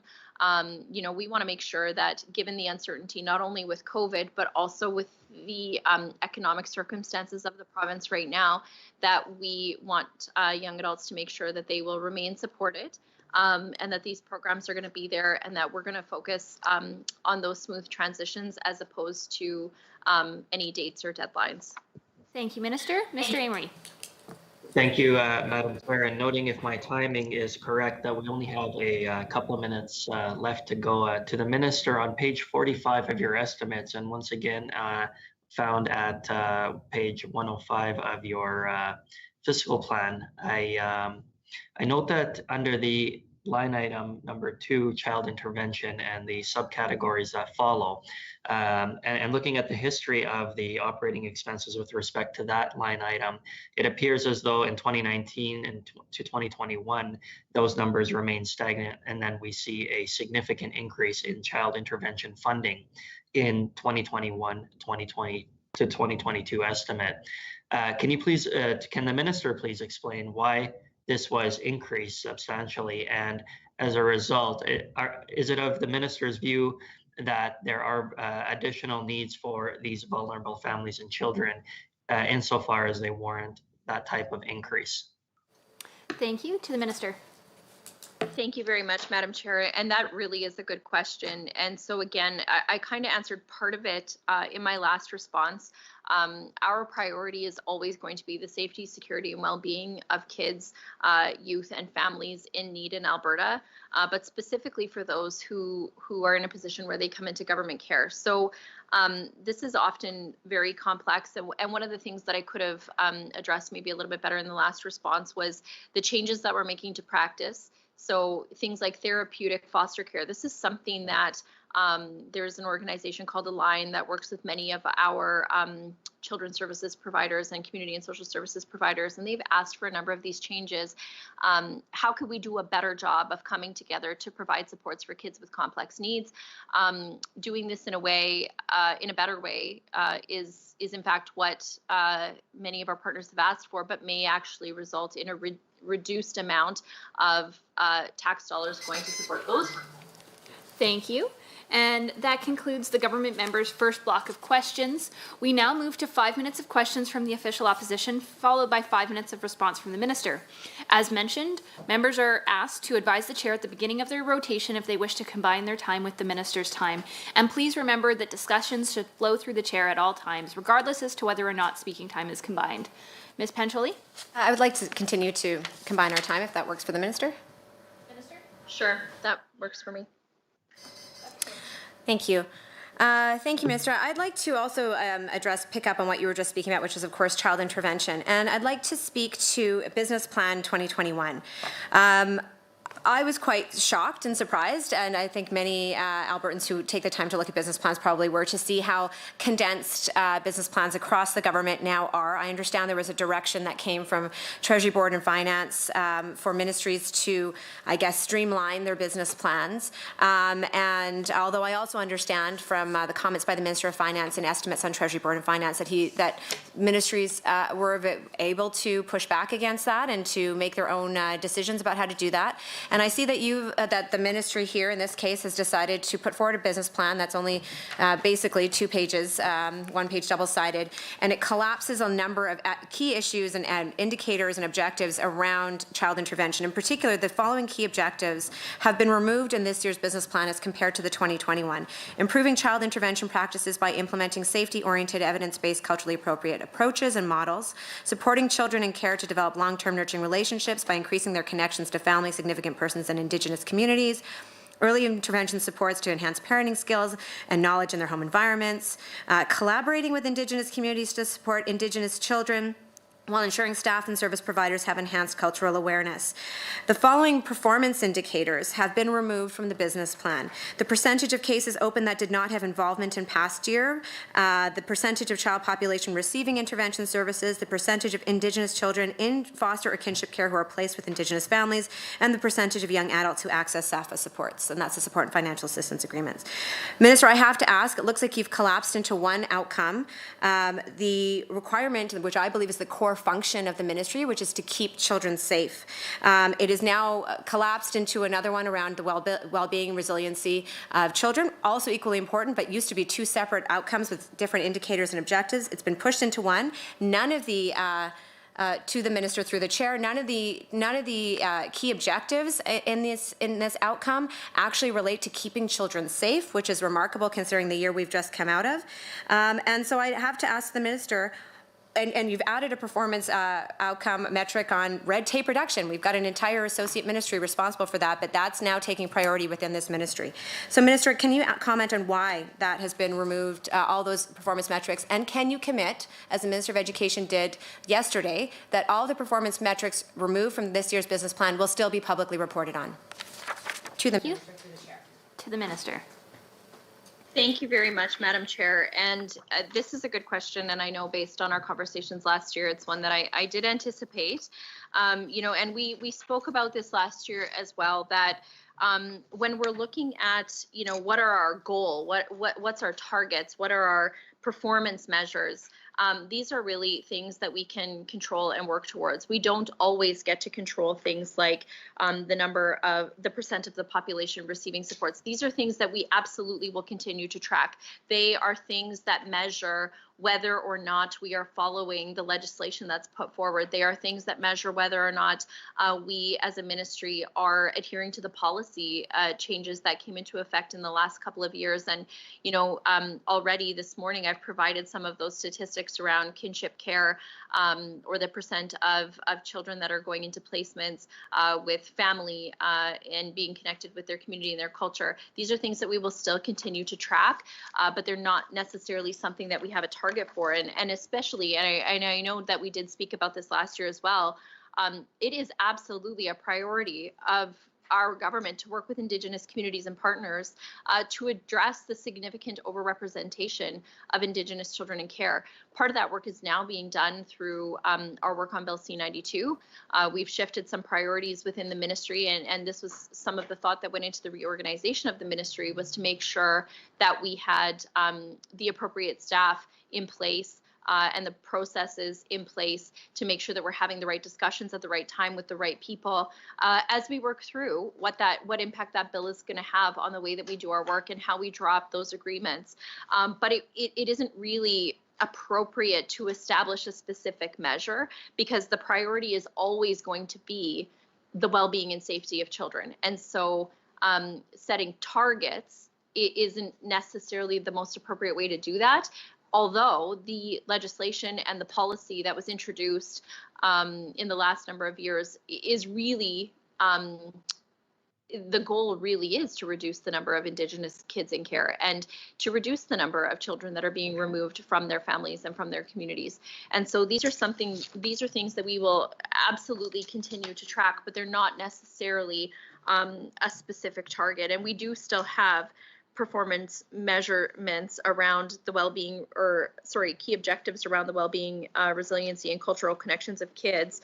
The well-being of children includes not only prevention and early intervention, but also child intervention. And so we did keep, obviously with the changes to tighten up the business plans to ensure clarity between spending and results achieved. That was the kind of genesis of the changes to the business plan, but we still have targeted relevant information, and then we also have performance metrics and targets that our ministry is working towards. Minister, and to Ms. Pancholi. Thank you, Madam Chair. Thank you, Minister. So I do want to point out that the business plan, I understand you're saying you're trying to track it, but the business plan is a public-facing document that is an accountability to Albertans for what's happening. These measures are incredibly important to measure how we are doing as a province for caring for the most vulnerable children. So it's the public reporting and tracking and accountability that is key, not just the internal ministry tracking. For example, I want to point out that now one of the only performance metrics left in the business plan under 2B is to track the number of Indigenous children in family-based care, which is not actually the same thing as tracking the number of Indigenous children who are placed with Indigenous families, which was an indicator under the previous business plan. And of course, Minister, if we go back to the ministerial panel on child intervention, one of the key objectives was around reducing, through the chair, reducing the number of Indigenous children in care, reducing the number of children in care, making sure that Indigenous children in care are being placed in culturally appropriate homes where necessary. And when we speak about Bill C-92, I appreciate that's complex work, but 60% of Indigenous children in this province do not live on reserve. And so they won't directly be impacted by what's happening with Bill C-92. And Minister, when we look at the statistics around child intervention, we see that the number of children in care are increasing. The number of Indigenous children in care are increasing over the past 2 years. And we've also seen that the number of children or young people over the age of 18 in the SAFA program who have died in this fiscal year so far is on track to be 40% higher than the previous fiscal year. So we are seeing that we are not making progress right now in the objectives from the ministerial panel on child intervention. How does your budget reflect how you're going to be dealing with the fact that you're not making, through the chair to the minister, how does your budget reflect that you're actually addressing what's happening through the chair to the minister? How is the minister's budget addressing how it is dealing with these rising numbers and the failure to implement the action plan on the ministerial panel on child intervention? Minister. Thank you very much, Madam Chair. And I would say that the work on the Ministerial Panel on Child Intervention continues. Work is underway on nearly every single aspect of that panel. And obviously, as we've discussed before, some of that is tied up in the changes on Bill C-92 and the changes that will have both for the way that we do our work, but also transitioning some of the children out of specifically provincial child intervention. But when we look at family-based care, that is exactly what kinship care is all about. That is about making sure that Indigenous young people who are not able to safely stay in their own home with their parents have a family connection and are kept connected to their families, to their communities, and to their culture. And so the numbers that I presented earlier this morning, as we see that the numbers of kinship care continue to outpace the numbers of children being placed into foster care, that actually does suggest that the changes that happened as a result of the child intervention all-party panel, it actually does suggest that it is in fact working. And so when we look at, the intent of shifting the performance measures, the number of children broken down by both Indigenous and non-Indigenous family are being placed in family-based care, because this is an important indicator of how well all children are being served as family-based care leads to positive outcomes for both Indigenous, non-Indigenous children, also children who may be, we've heard a lot about multicultural or newcomer families, and how we need to provide some additional culturally appropriate supports in our prevention and early intervention area to support families who may be new to our country and new to Alberta. And so this is where measuring the use of kinship or family. That concludes that block, and now we go on to Mr. Amory. Thank you once again, Madam Chair, and thank you to the Minister. Again, I want to go back to the discussion about child intervention programming, and that sort of follows from the discussion that had been taking place. To the Minister, I note on page 13 of the Ministry's business plan that the Ministry is dedicated to providing services to help build resilient, inclusive, and economically vibrant communities. I also note on page 13 of that same plan that the Ministry is committed to supporting inclusive and culturally appropriate childcare programs, whether located in schools, communities, workplaces, or home settings. Obviously, included in building resilient communities and families, in my view, would be intervention for the children at home and in care when needed.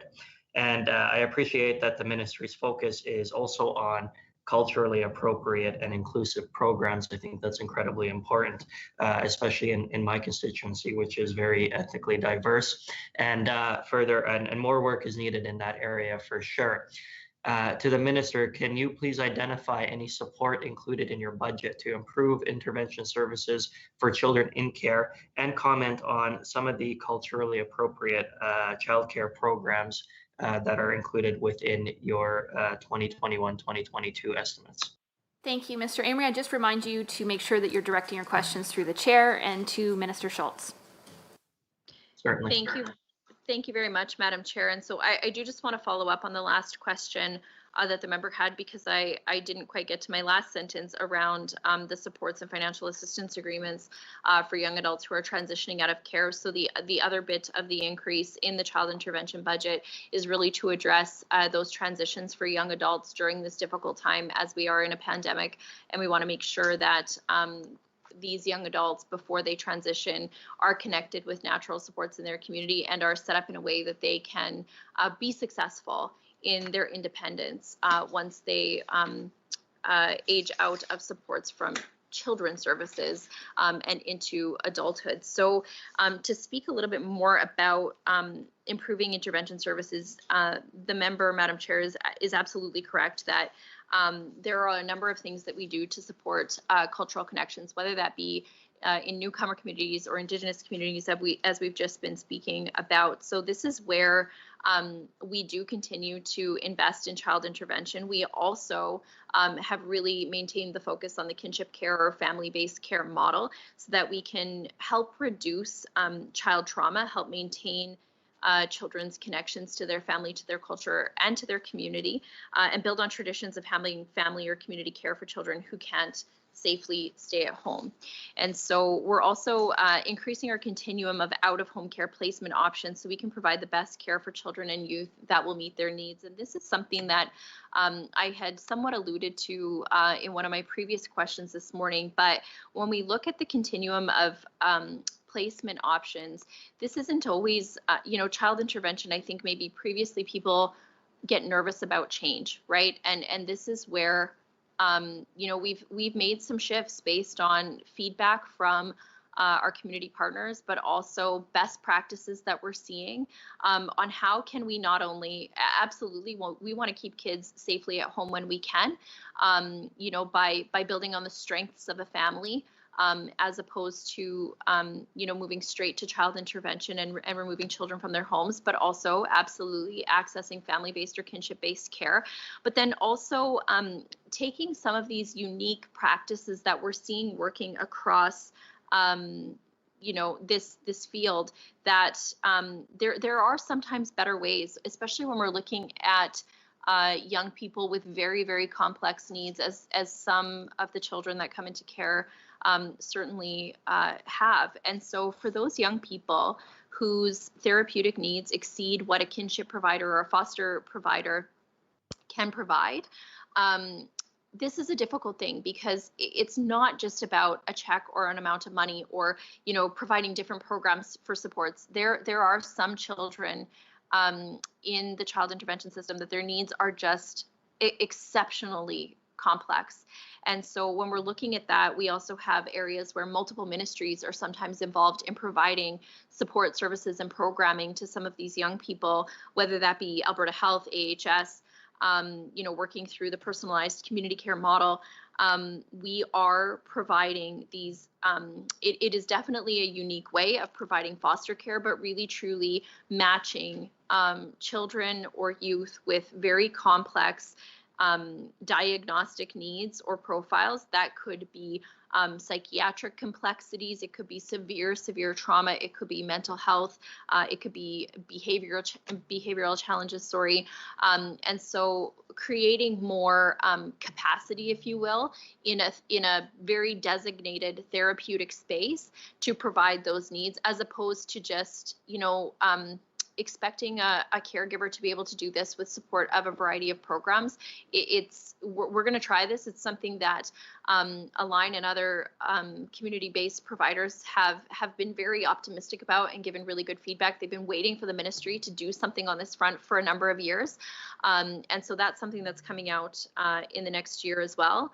But then also it's about prevention and early intervention and making sure that in those areas we have specific cultural connections that we've built into that network of family resource network providers, hubs and spokes that, I often say it's the behind the scenes network, that a family in need comes to access a specific service, but their needs might be greater. They may need other additional cultural supports, linguistic supports, just I would argue more culturally appropriate supports. And so, but we also want them to have the very best supports that they can get. And so within that network, we have those who are exceptionally skilled in well-being and resiliency framework. That was a non-negotiable measure within our expression of interest, but then making sure that we have those connections behind the scenes so that families get the services they need without having to seek them out. Thank you. And that's Thank you, Minister. And Mr. Amory?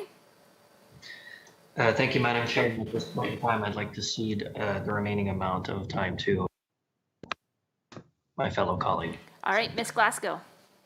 Thank you, Madam Chair. So, Minister, I have a couple questions for you. I'm looking at page 45, line item 2.4, and we're in the child intervention budget, to be clear. I can see an increase that now estimates that $225 million for 2021 on child intervention, for kinship and foster care support. Given that obviously your ministry, through the chair, is focused on returning kids to parental care as much as possible. Can the minister please explain why it was necessary for her to increase this line item in her budget? Thank you. To the minister. Thank you very much, Madam Chair, and thank you to the member for that question. As I said in the last response, it is important that we continue to serve the children and youth in our province by making sure that they are safe and protected in whatever placement they are in, and that their very specific individual needs are met. So that's why in the line item that you noted, we have seen an increase in funding for kinship and foster care. This is really around supporting some caseload growth, but we also recognize that kinship care is unique and requires some specialized training for caregivers and caseworkers. As you can imagine, even the way that children would come into a foster home versus a kinship care home would be different, and the needs of the families might be different. And so that's where it's not always just about a basic rate or things like that. It's also about making sure that we have excellent training in place, training that uniquely meets the needs of either kinship care providers, family-based providers, or foster care providers. And, you know, this is really, when we talk about the fact that 2,568 kinship homes and 1,699 foster homes, and I do want to point out that I am grateful for all of the kinship care providers as well as the foster care providers that that are really stepping up to support kids in need right across this province, often with very little notice, and not always, you know, or I guess I would say always knowing that in some cases for foster care providers, not knowing how long these children may be in their care, but they step up and they provide these very important supports anyways. So this shift is really important. It's exciting because it shows that, again, the policies, the legislation is working, that we're keeping more kids connected with their families and their communities. We know it's better for their outcomes. We're seeing it in the numbers. But again, Thank you, Minister. And with that, we go back to Ms. Pancholi. Thank you, Madam Chair, and thank you to the Minister. I want to go back to, I think you raised it actually in your response to one of the previous members about the increase in line 2.1 related to the ongoing supports under the Supports and Financial Assistance Agreement budget. So last year, when the minister was presenting the 2020 budget and was asked as to how much lowering the age of eligibility for the SAFA program from 24 to 22 would save the ministry indicated that that would save the ministry $14.3 million. And then we know, of course, the minister is aware, of course, that a court injunction prevented the government from going forward with that change in eligibility as a result of a challenge from a former foster child who is now a young adult who outlined the effects that that would have on her life and is certainly representative of many other former foster children's stories. That injunction has now been lifted, and the minister's indicated that she will continue to provide supports under the SAFA agreement, presumably to the age of 24 for the upcoming year. So to the minister, through the chair, I'm wondering if the minister can indicate how much she's expecting, considering last year it was the cut of eligibility would save $14.3 million. How much does continuing to provide funding for young people 22 to 24, will that cost the ministry out of their budget in line item 2.1 going forward? Thank you, Ms. Pancholi. To the minister. Thank you very much, Madam Chair, and that is a good question. So this is really, I do want to point out the $14.3 million number when we're looking at the budget for children's services. As I pointed out, it's not a reduction to government necessarily overall, because many of these young adults transitioning out of care may transition into other programs. That said, I would point out that we have reinstated $14.3 million only because we want to make sure that no young adult is left without supports at a difficult time. We are in the middle of a pandemic, and we want to make sure that it's not a target that essentially results in a transition. It's making sure that caseworkers have the time that they need to work with these young adults to transition them to not only adult support services or into independence, but to make sure that they have the networks that they need to be successful in those placements. And so, you know, currently it's a little bit too early to say whether or not that will be the actual amount, but $14.3 million is the amount that we reinstated to make sure that these transitions go smoothly. I would also say through the injunction, one of the things that was made clear is that our program is in fact aligned with many other provinces in the country, and our shift to focusing on policies as opposed to just a dollar amount is something that other provinces are starting to do as well. And I think it is absolutely in the best interest of young people to make sure that we shift the policies to match that. And I also want to point out that comparable or in, I guess, alongside the supports and financial assistance agreement, we also have the Advancing Futures program. And there has been a $3.5 million increase since 18-19 and over $13 million in ongoing funding to that program. So when we look at that program, 92% of those dollars go directly to students. Our estimated caseload for 21-22 is 1,150 young people. Our completion rate is around 88%. We are hopeful that that will increase, but that's also a testament to the way that this program is designed in terms of also providing social and emotional supports for young adults who may not have those supports in place. And that's for everything from, you know, how do I find an apartment? How do I apply for student loans? How do I, you know, what area of the city do I want to live in if I'm going to go to the University of Alberta, for example? And so we project modest growth in that area. But as I've said in the past, we will continue to fund growth in that program. It is really important, especially as our economy begins to recover. And to Ms. Pancholi. Thank you, Madam Chair, and thank you, Minister. So what I'm hearing then is that the $14.3 million that we're seeing as an increase in the child intervention line of the budget is reflecting the ongoing support of the SAFA program to young people aged 22 to 24. So if that is the case, that means the entirety of the increase of the child intervention budget for 2021 is solely related to the maintaining the SAFA program. It's actually not, as the minister has indicated in numerous statements earlier, it does not seem to actually be reflecting an increase in caseload other than an increase in caseload or ongoing caseload of the SAFA program. So to the minister through the chair, we are all, I think, in agreement that this has been an extraordinarily challenging year for children. Particularly, we know that the rates of domestic violence and child abuse and family stress and anxiety and economic insecurity has put enormous pressure on families that were probably already vulnerable. And so anticipated, of course, while the intake number has gone down for this year, as expected, because there were fewer trusted adults around to make reports, I think perhaps through the chair to the minister, she may agree that we anticipate that does not mean that the need is not there, and that when things somewhat return to more normal intake numbers and this intensity of supports that may be required will be increased. So knowing now that that increase in the child intervention budget to the minister through the chair is actually to account for the ongoing SAFA program. It does not reflect an increase in caseload. And I'm curious then, Minister, as to how you feel your budget will reflect the ongoing needs for children in this province, given the year we've all experienced. Thank you. To the minister.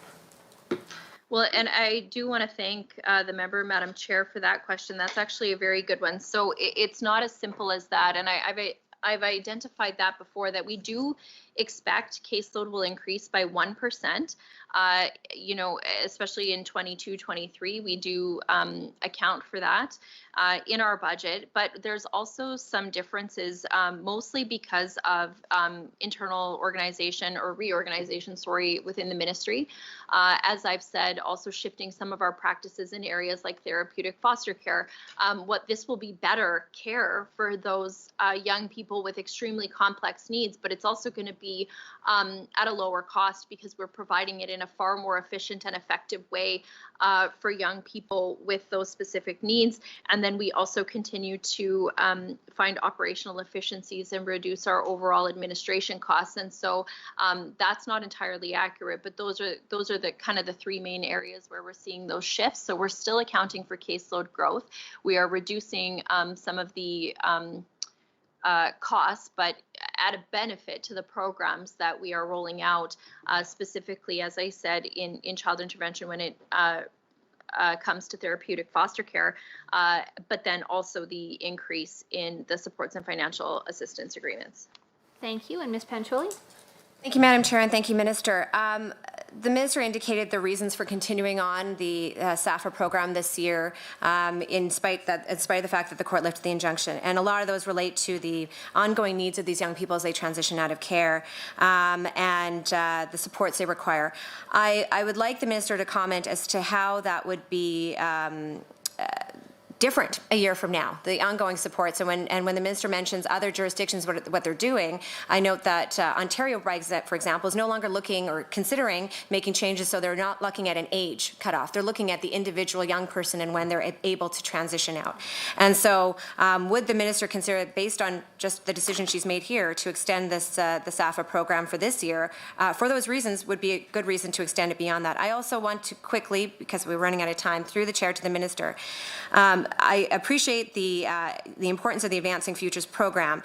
It sounds like only roughly about 20% of young people who are eligible for that program actually apply, and slightly less than that are actually approved. Meanwhile, the annual report from 2019-20 indicates, and the performance, the business plan indicates that 90% of young people reaching 18, aging out of care, actually access the SAFA program. So while Advancing Futures is great and important, the program that serves these young people the most appears to be, to the Minister through the chair, the SAFA program. So why would that be the program that the Minister would choose to someday reduce in the future? Thank you. And Minister, you have 30 seconds for a response. Thank you very much, Madam Chair. And so, as we're seeing in other provinces, many other provinces have either an age of 22 or a kind of a 4-year time frame to support young adults who are transitioning out of care. And that's largely because we require programs and supports to truly support these young adults as they transition. It is more about creating the natural supports than it is about a dollar amount or a per monthly fee. Thank you, Minister. And with that, we move on to our next question, and Mr. Gottfried.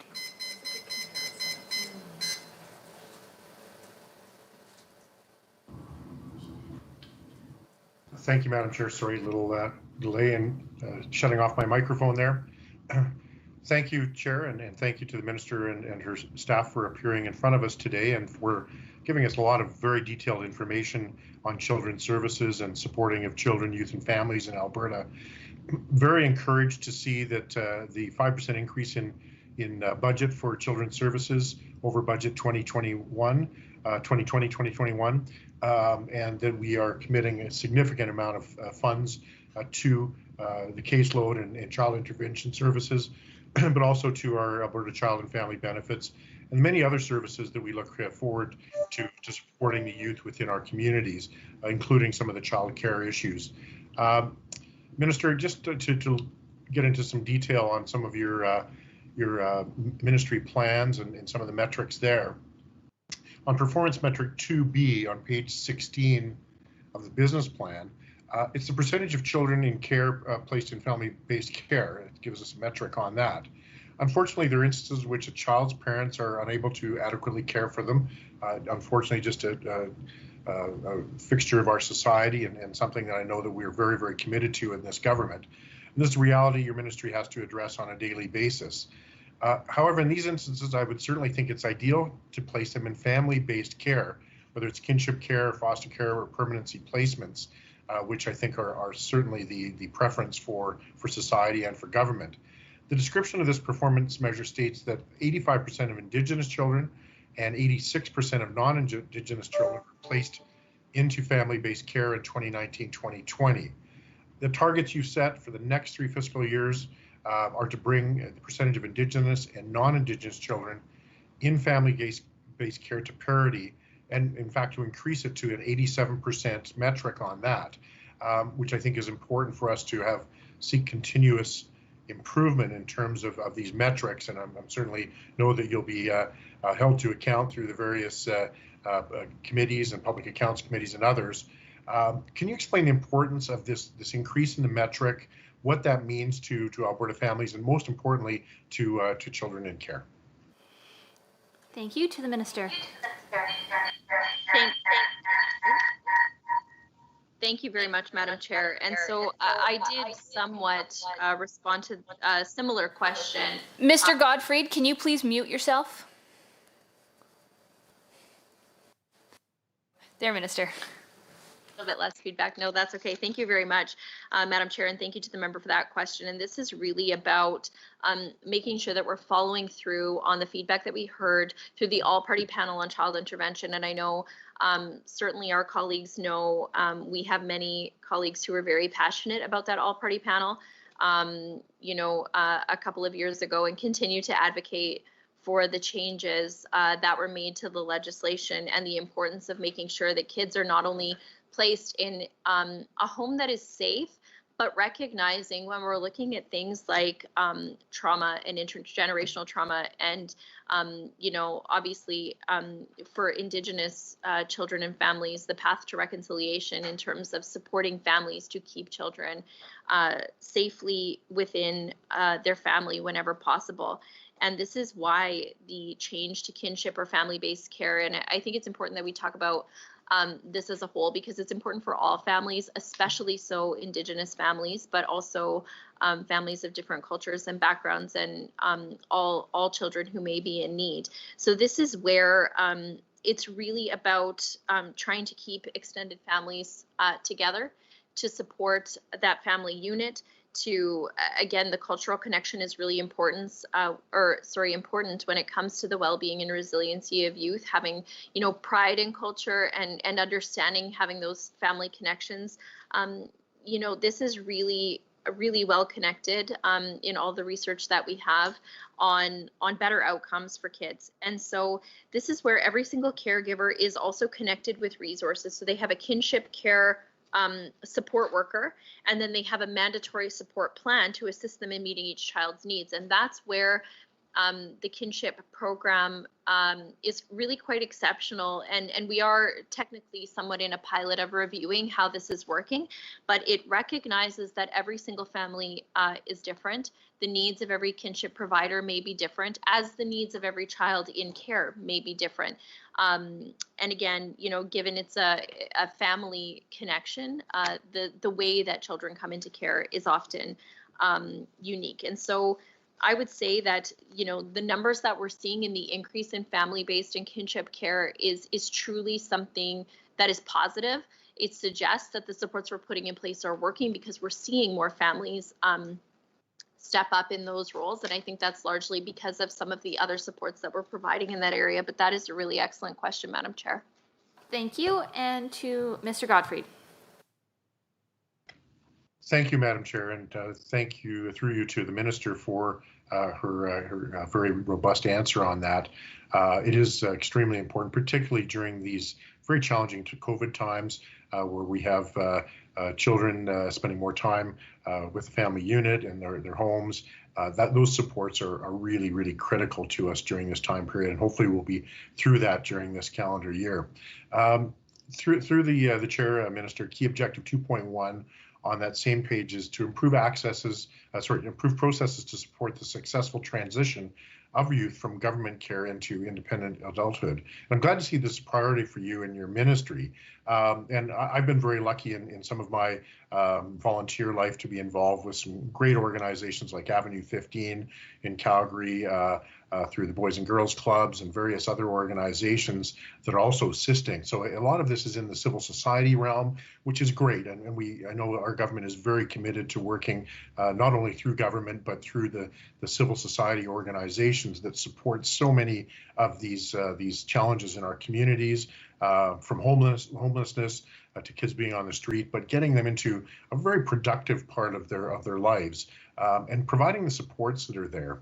So as we all know, kids are our future, and their stability and their ability to reach their fullest potential, to thrive within society, to attain the education that they need and the supports they need, that those are so important. We have a duty to make sure that they're not only well cared for growing up, but that they are there and set up to succeed when entering adulthood. Because in many cases, they don't have the supports that we see in a traditional family unit. So that is the role of government in many cases, to ensure that we take them from that support during youth into entering a successful and thriving adulthood.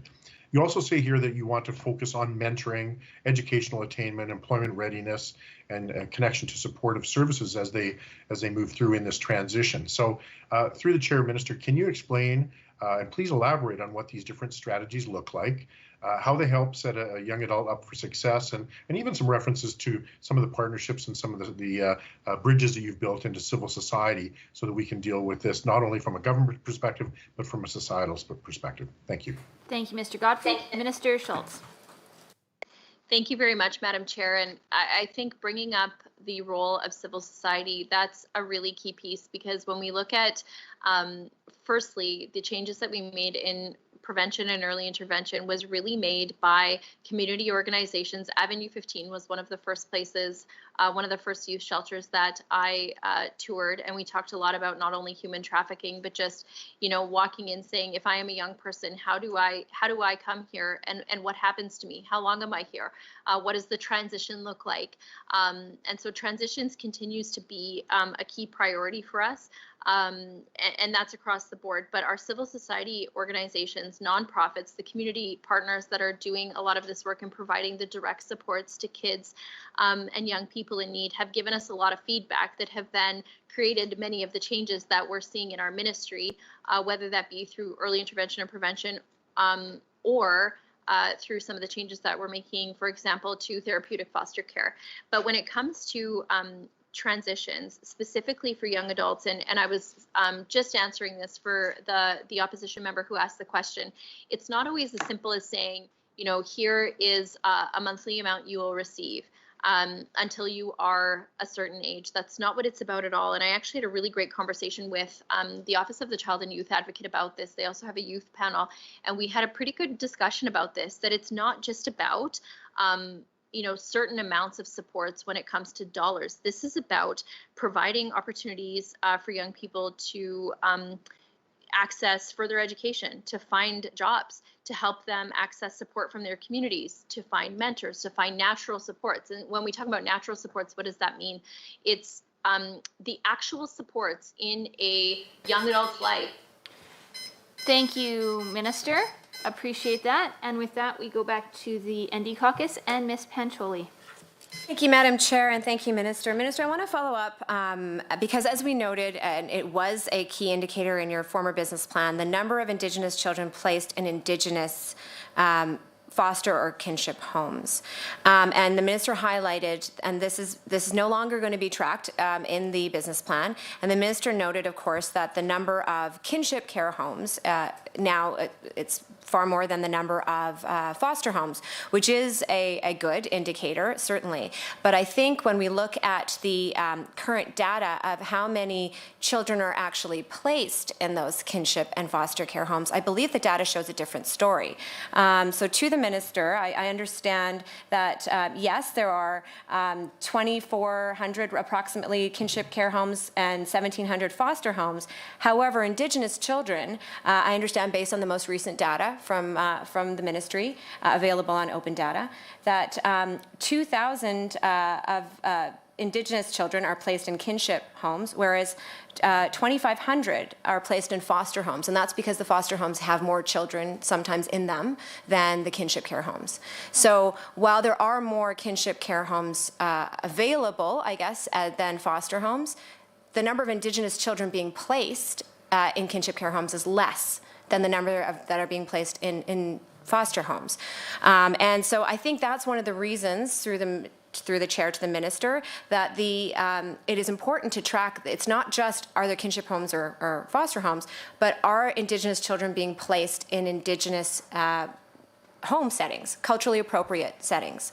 And that's what is so important about the transparency and the data that needs to be in the business plan to hold the ministry accountable for that. And by removing it, I believe to the minister, I think that removes that accountability. So I'm wondering if the minister can comment on that disparity between the number of Indigenous children actually in kinship care homes versus the number of kinship care homes. Minister? So I think this somewhat, Madam Chair, goes back to what I was saying about the nature of how children come to be in a foster or a kinship care home placement. The process is very different. So in a foster care situation, you have foster homes set up to make sure that, they step up and say, look, I would like to be a foster parent and I want to be there to support children in need. For kinship care, that's very different. There is a call that comes in, a concern for a child that may be at risk. The ministry, we have a statutory obligation to look into every single case.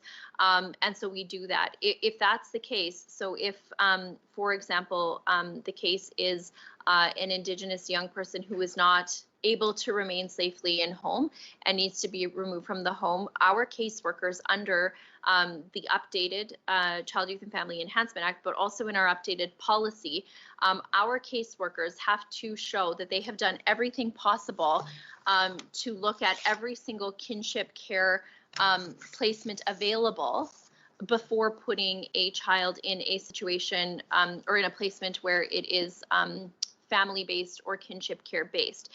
So as you can imagine, that still requires a safety plan. It still makes sure that, we go through, or a caseworker would go through all available noted family connections, extended family connections, community connections to see if there is an available safe space where this potential kinship care provider would be willing to provide care for this child in need. And so we do have a kinship first placement approach.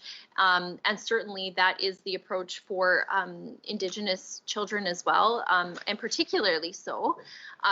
But we don't always have, control over the parameters that make that happen. So our work with DFNAs has really focused on placing children in communities. That's been very positive. I think the increases in the numbers that we're seeing is also positive, but I think it's also important to recognize that, while it may not be a target in the business plan, it's absolutely something that we continue to track. And even within foster care placements, there is a requirement for all children to be connected to their culture. And so we make sure that that happens in any of those placements.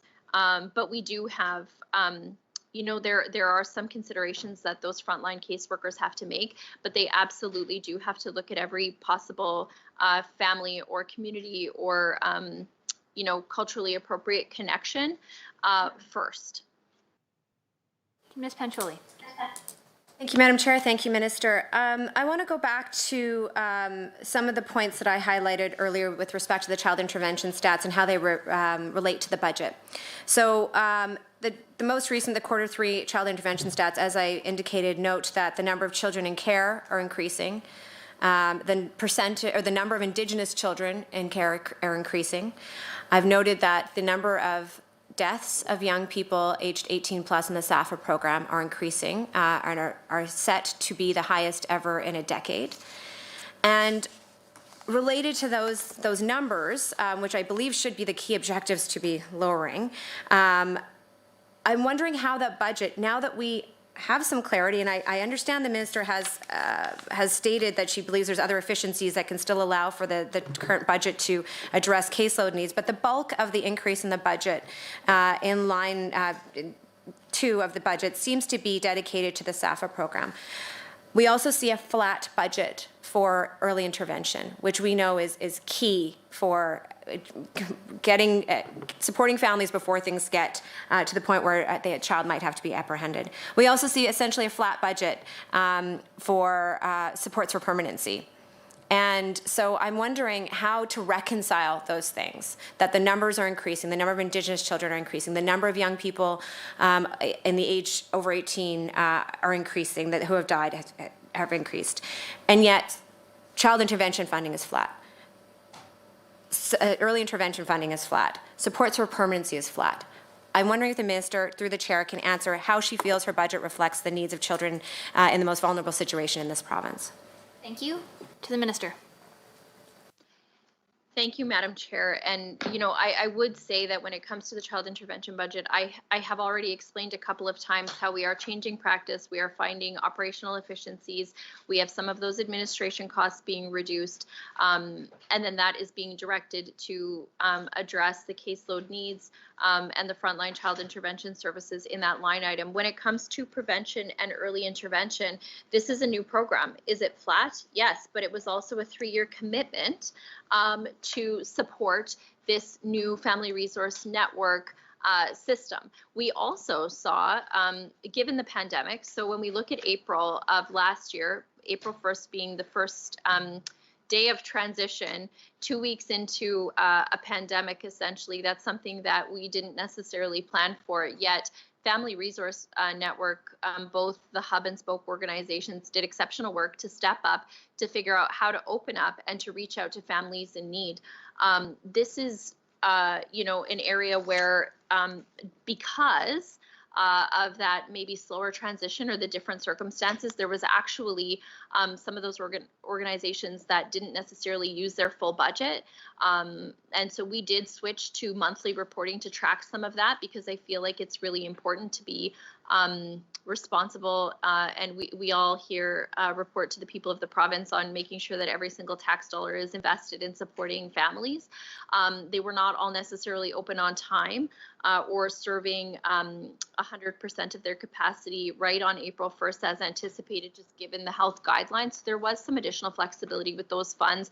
And keeping in mind, this is a 3-year grant, so it also provides flexibility, but also consistency and the ability for our family resource networks to plan. So with the $63 million in funding there, from April to February, there were 23,397 adults served, 28,608 children served, and that is everything from child development and well-being, caregiver capacity, and social connection and support, but also home visitation, and that's something that we've heard really great feedback on, is the home visitation piece.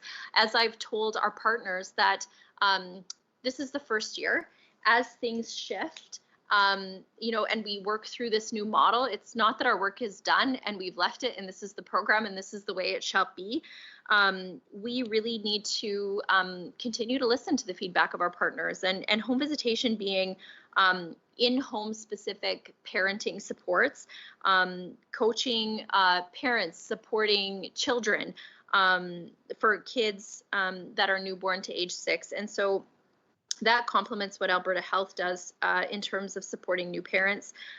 It's something that's really important, and it's something that, you know, we're going to focus on moving forward.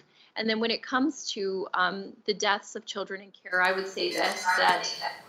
Thank you, Minister. And with that, we go back to the Government Caucus and Ms. Lovely. Well, thank you, Madam Chair, and through you to the Minister. I note on page 13 of your ministry plan that your ministry is committed to working and partnering with other levels of government agencies and civil organizations to deliver necessary programs and services to support our vulnerable children and youth. Specific to child intervention programming, can you please speak to the partners you would work with and how you intend to ensure that they continue to receive the supports that they need so that they can continue to protect and support our most vulnerable? Thank you, Ms. Lovely. Minister Schultz. Minister Schultz.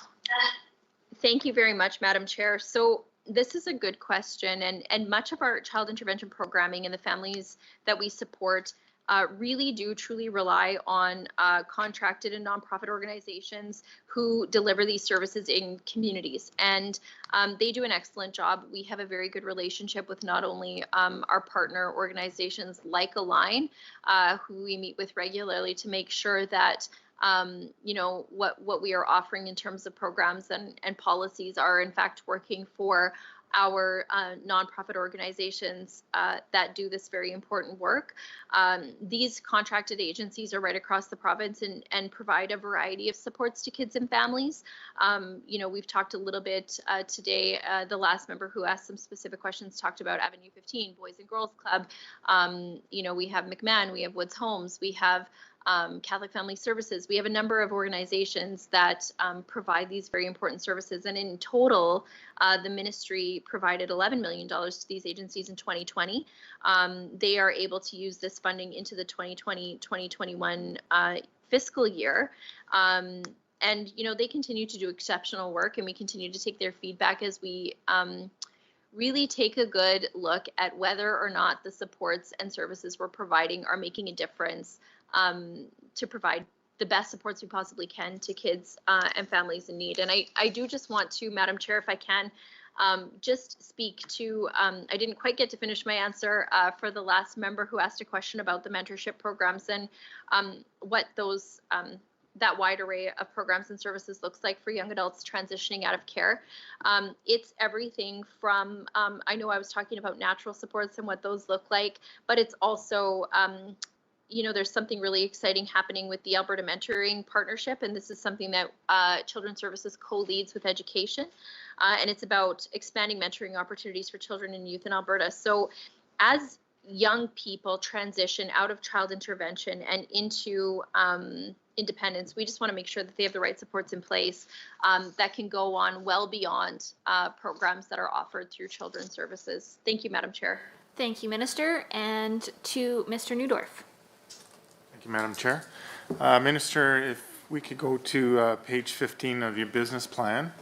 On that page, it states that there's $113.8 million allocated for funding for the certification of child care staff through professional developments and wage top-ups. I know you've touched on some of this already with previous members, but could you go into a little bit more detail as to how this will help the overall quality and safety of children?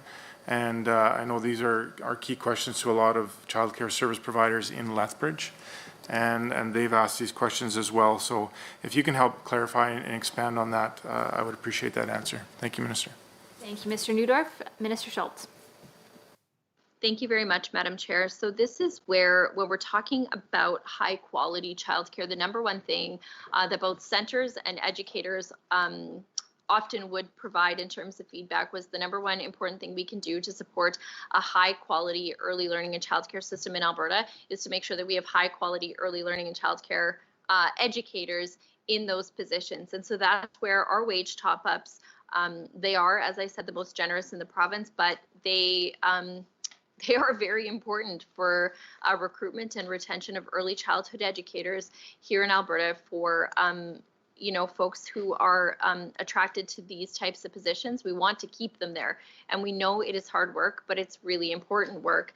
And so it really is an important part of high quality is having that highly skilled early educator workforce. And so then we also have professional development funding. This is something that is important because we want to make sure that early childhood educators have an opportunity, just like anybody else. We all want professional development to continue to learn, to be on top of brain science, leading practice. And so these types of supports are really important. In the past, they were accessed by very few and they were difficult to access. And so even when we look at things like the flight curriculum, excellent work, exceptional work, really, when it comes to a curriculum for early learning and childcare and the development of young minds. We didn't want to make that, we didn't want to continue to have barriers for centers across the province and educators across the province from accessing those supports. So we moved some of that online, for example. And this is something that we're going to continue to work on with the federal government because they have identified workforce dollars, and they've really articulated that this is going to be they are going to put some significant funding behind that. So we are going to continue to work with operators and to hear from educators on how we can best invest those dollars in Alberta. But yes, $113.8 million currently is what we provide mostly for, well, specifically for the wage top-ups of all early childhood educators. And that is based on their level of certification, 1, 2, or 3, based on their education, but also for professional development funding. Thank you, Madam Chair. Thank you. And Mr. Neudorf. Thank you, Chair, and thank you to the Minister through you. My second question for the Minister, through you, Madam Chair, is on page 17 of the business plan. I can see marked, again, there has been some discussion about this already, but I can see marked increase to the Alberta Child and Family Benefit, and that is even in addition to the consolidation with the Alberta Child Benefit this past year.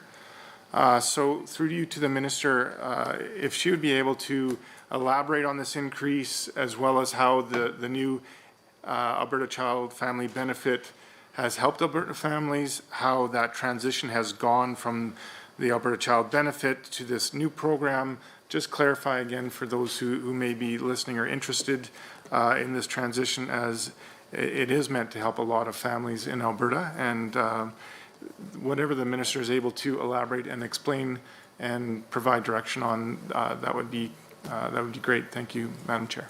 Thank you. And to the Minister. Thank you very much, Madam Chair. And so this is this new benefit, the Alberta Child and Family Benefit, brought two former programs together. The benefits were that we would save up to $400,000 in administration costs, but that we could provide more funding to low-income families in Alberta, but then continue to encourage families who are able to take part in the workforce to do so. And so that's where, you know, I know we had talked a lot about sustainability of the program, and I think that's where we've seen it be a benefit this year, with so many families struggling because of the pandemic. Those families that are struggling, the low-income families, receiving more. This is important. It's important to have government supports that are available for families who need it most, to keep their children and their families out of poverty. I would also remind members that, you know, these programs, while this is our provincial program, there is also the Universal Child Benefit program at the federal level. Again, that was introduced by a Conservative government, and changes have been made over time. But these programs work together to support low-income families, and I think especially so at a time like this. And so what a family would receive under this program would have no impact on their eligibility for other provincial and federal tax programs or social programs. And then, you know, due to the pandemic and the downturn, we do anticipate that we're going to have more families relying on this funding, especially, you know, in the beginning of the next year. So we are estimating that the ACFB will benefit about 200,000 families in 2021-22.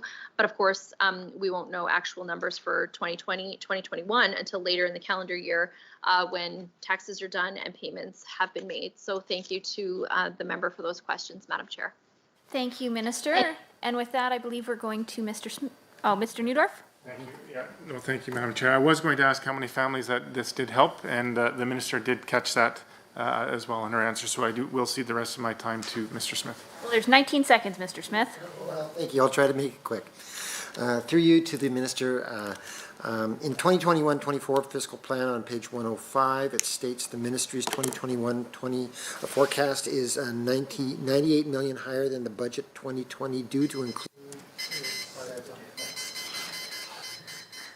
Thank you, Mr. Smith. And with that, we go back to the ND caucus for their final round of questions, and Ms. Pancholi. Thank you, Madam Chair, and thank you to the Minister. I want to be fair to the Minister, and I think in the last block, she was just about to respond to reacting to the number of children who have died in care, so I would like to give her the opportunity to respond to that.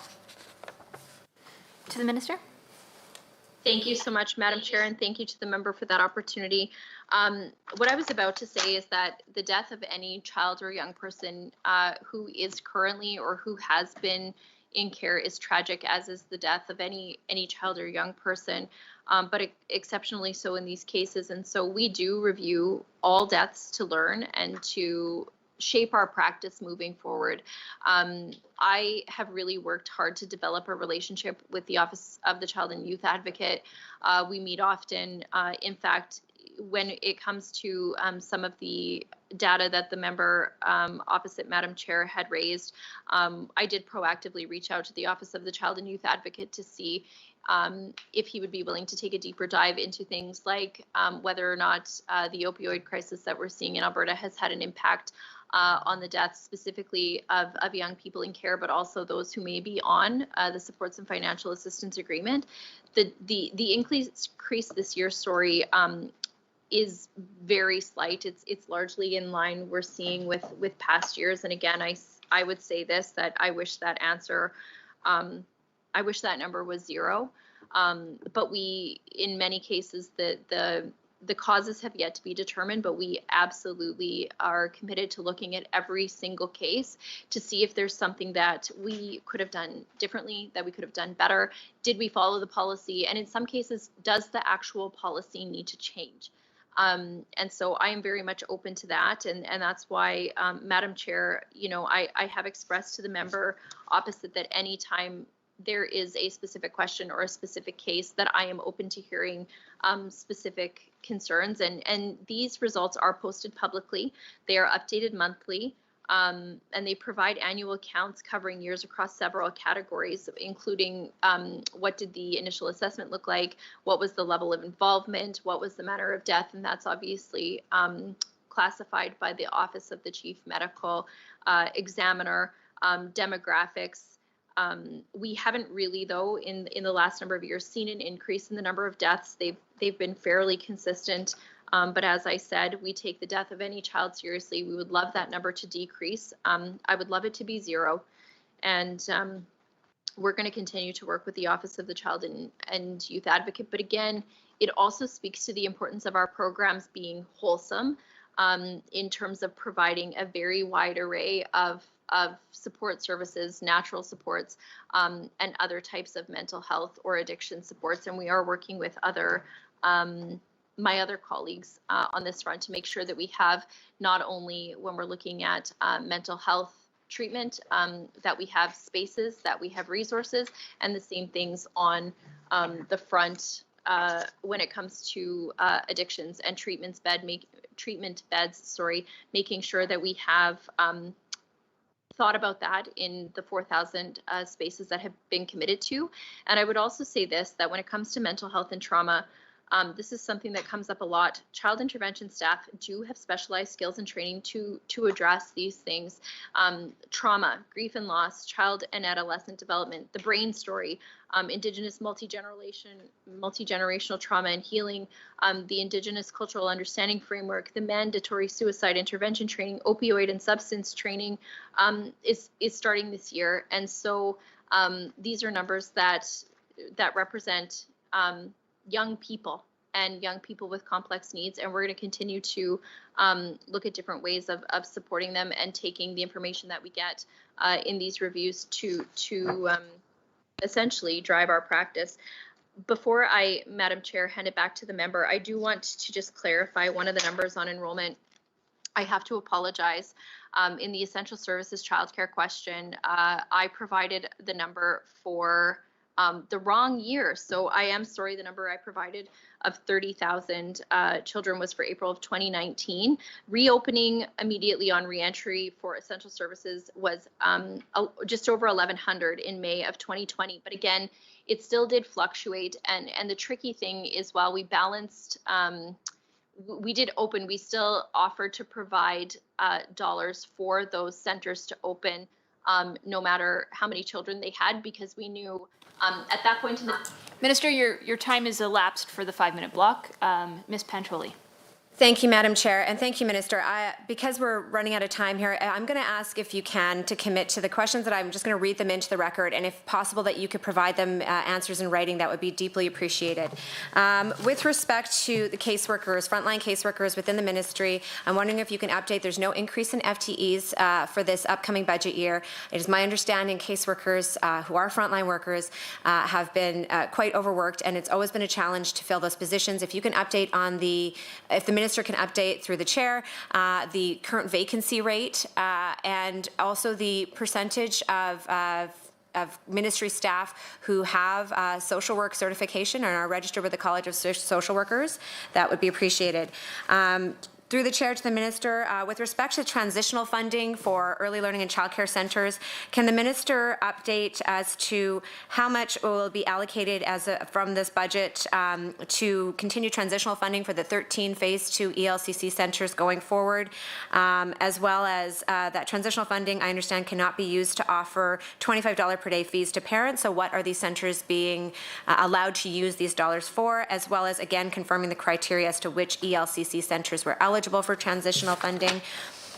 I'm hoping the Minister can also provide some information as to whether or not the Ministry is tracking demographic information for non-Indigenous children who are currently in care.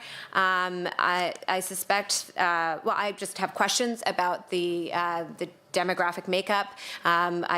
There was potential, of course, that newcomer families, refugee families, families with language barriers, racialized families may make up a large majority of this, I suspect, but I think the question I have for the Minister is that information being tracked, and can that information be provided? I want to ask if the Minister can formally provide an update either to myself as the member tabling with the House, or on their website, of an update on the status of the Ministerial Panel on Child Intervention Action Plan. I understand that that website has not been updated in some time. Can the Minister commit to doing that? I would also like to ask if the Minister can provide additional information regarding the implementation of Bill C-92. I understand that there are significant challenges and ongoing negotiations with the federal government, First Nations and Indigenous governing bodies, but can the Minister update as to whether or not any Alberta First Nations or Indigenous governing bodies as defined under Bill C-92 have expressed their intent to exercise their jurisdiction over child welfare or initiated the process to establish a tripartite agreement? As well, can the Minister advise as to whether or not the provincial government or any part of this budget reflects an investment of provincial dollars into the Bill C-92 implementation process, or will that funding all be coming from the federal government? I would also appreciate, I'm just reading these into the record now, Minister, I'm hoping that we can get some responses tabled. If the Minister can confirm, as with respect to its childcare budget, the percentage of the childcare budget which is funded through, actually, sorry, let me correct that. From the forecasted budget for 2020-21, for line item 3, childcare, can the Minister update and provide in writing the percentage of that funding which was provided solely through federal dollars versus provincial dollars? And that's for the forecast, Minister.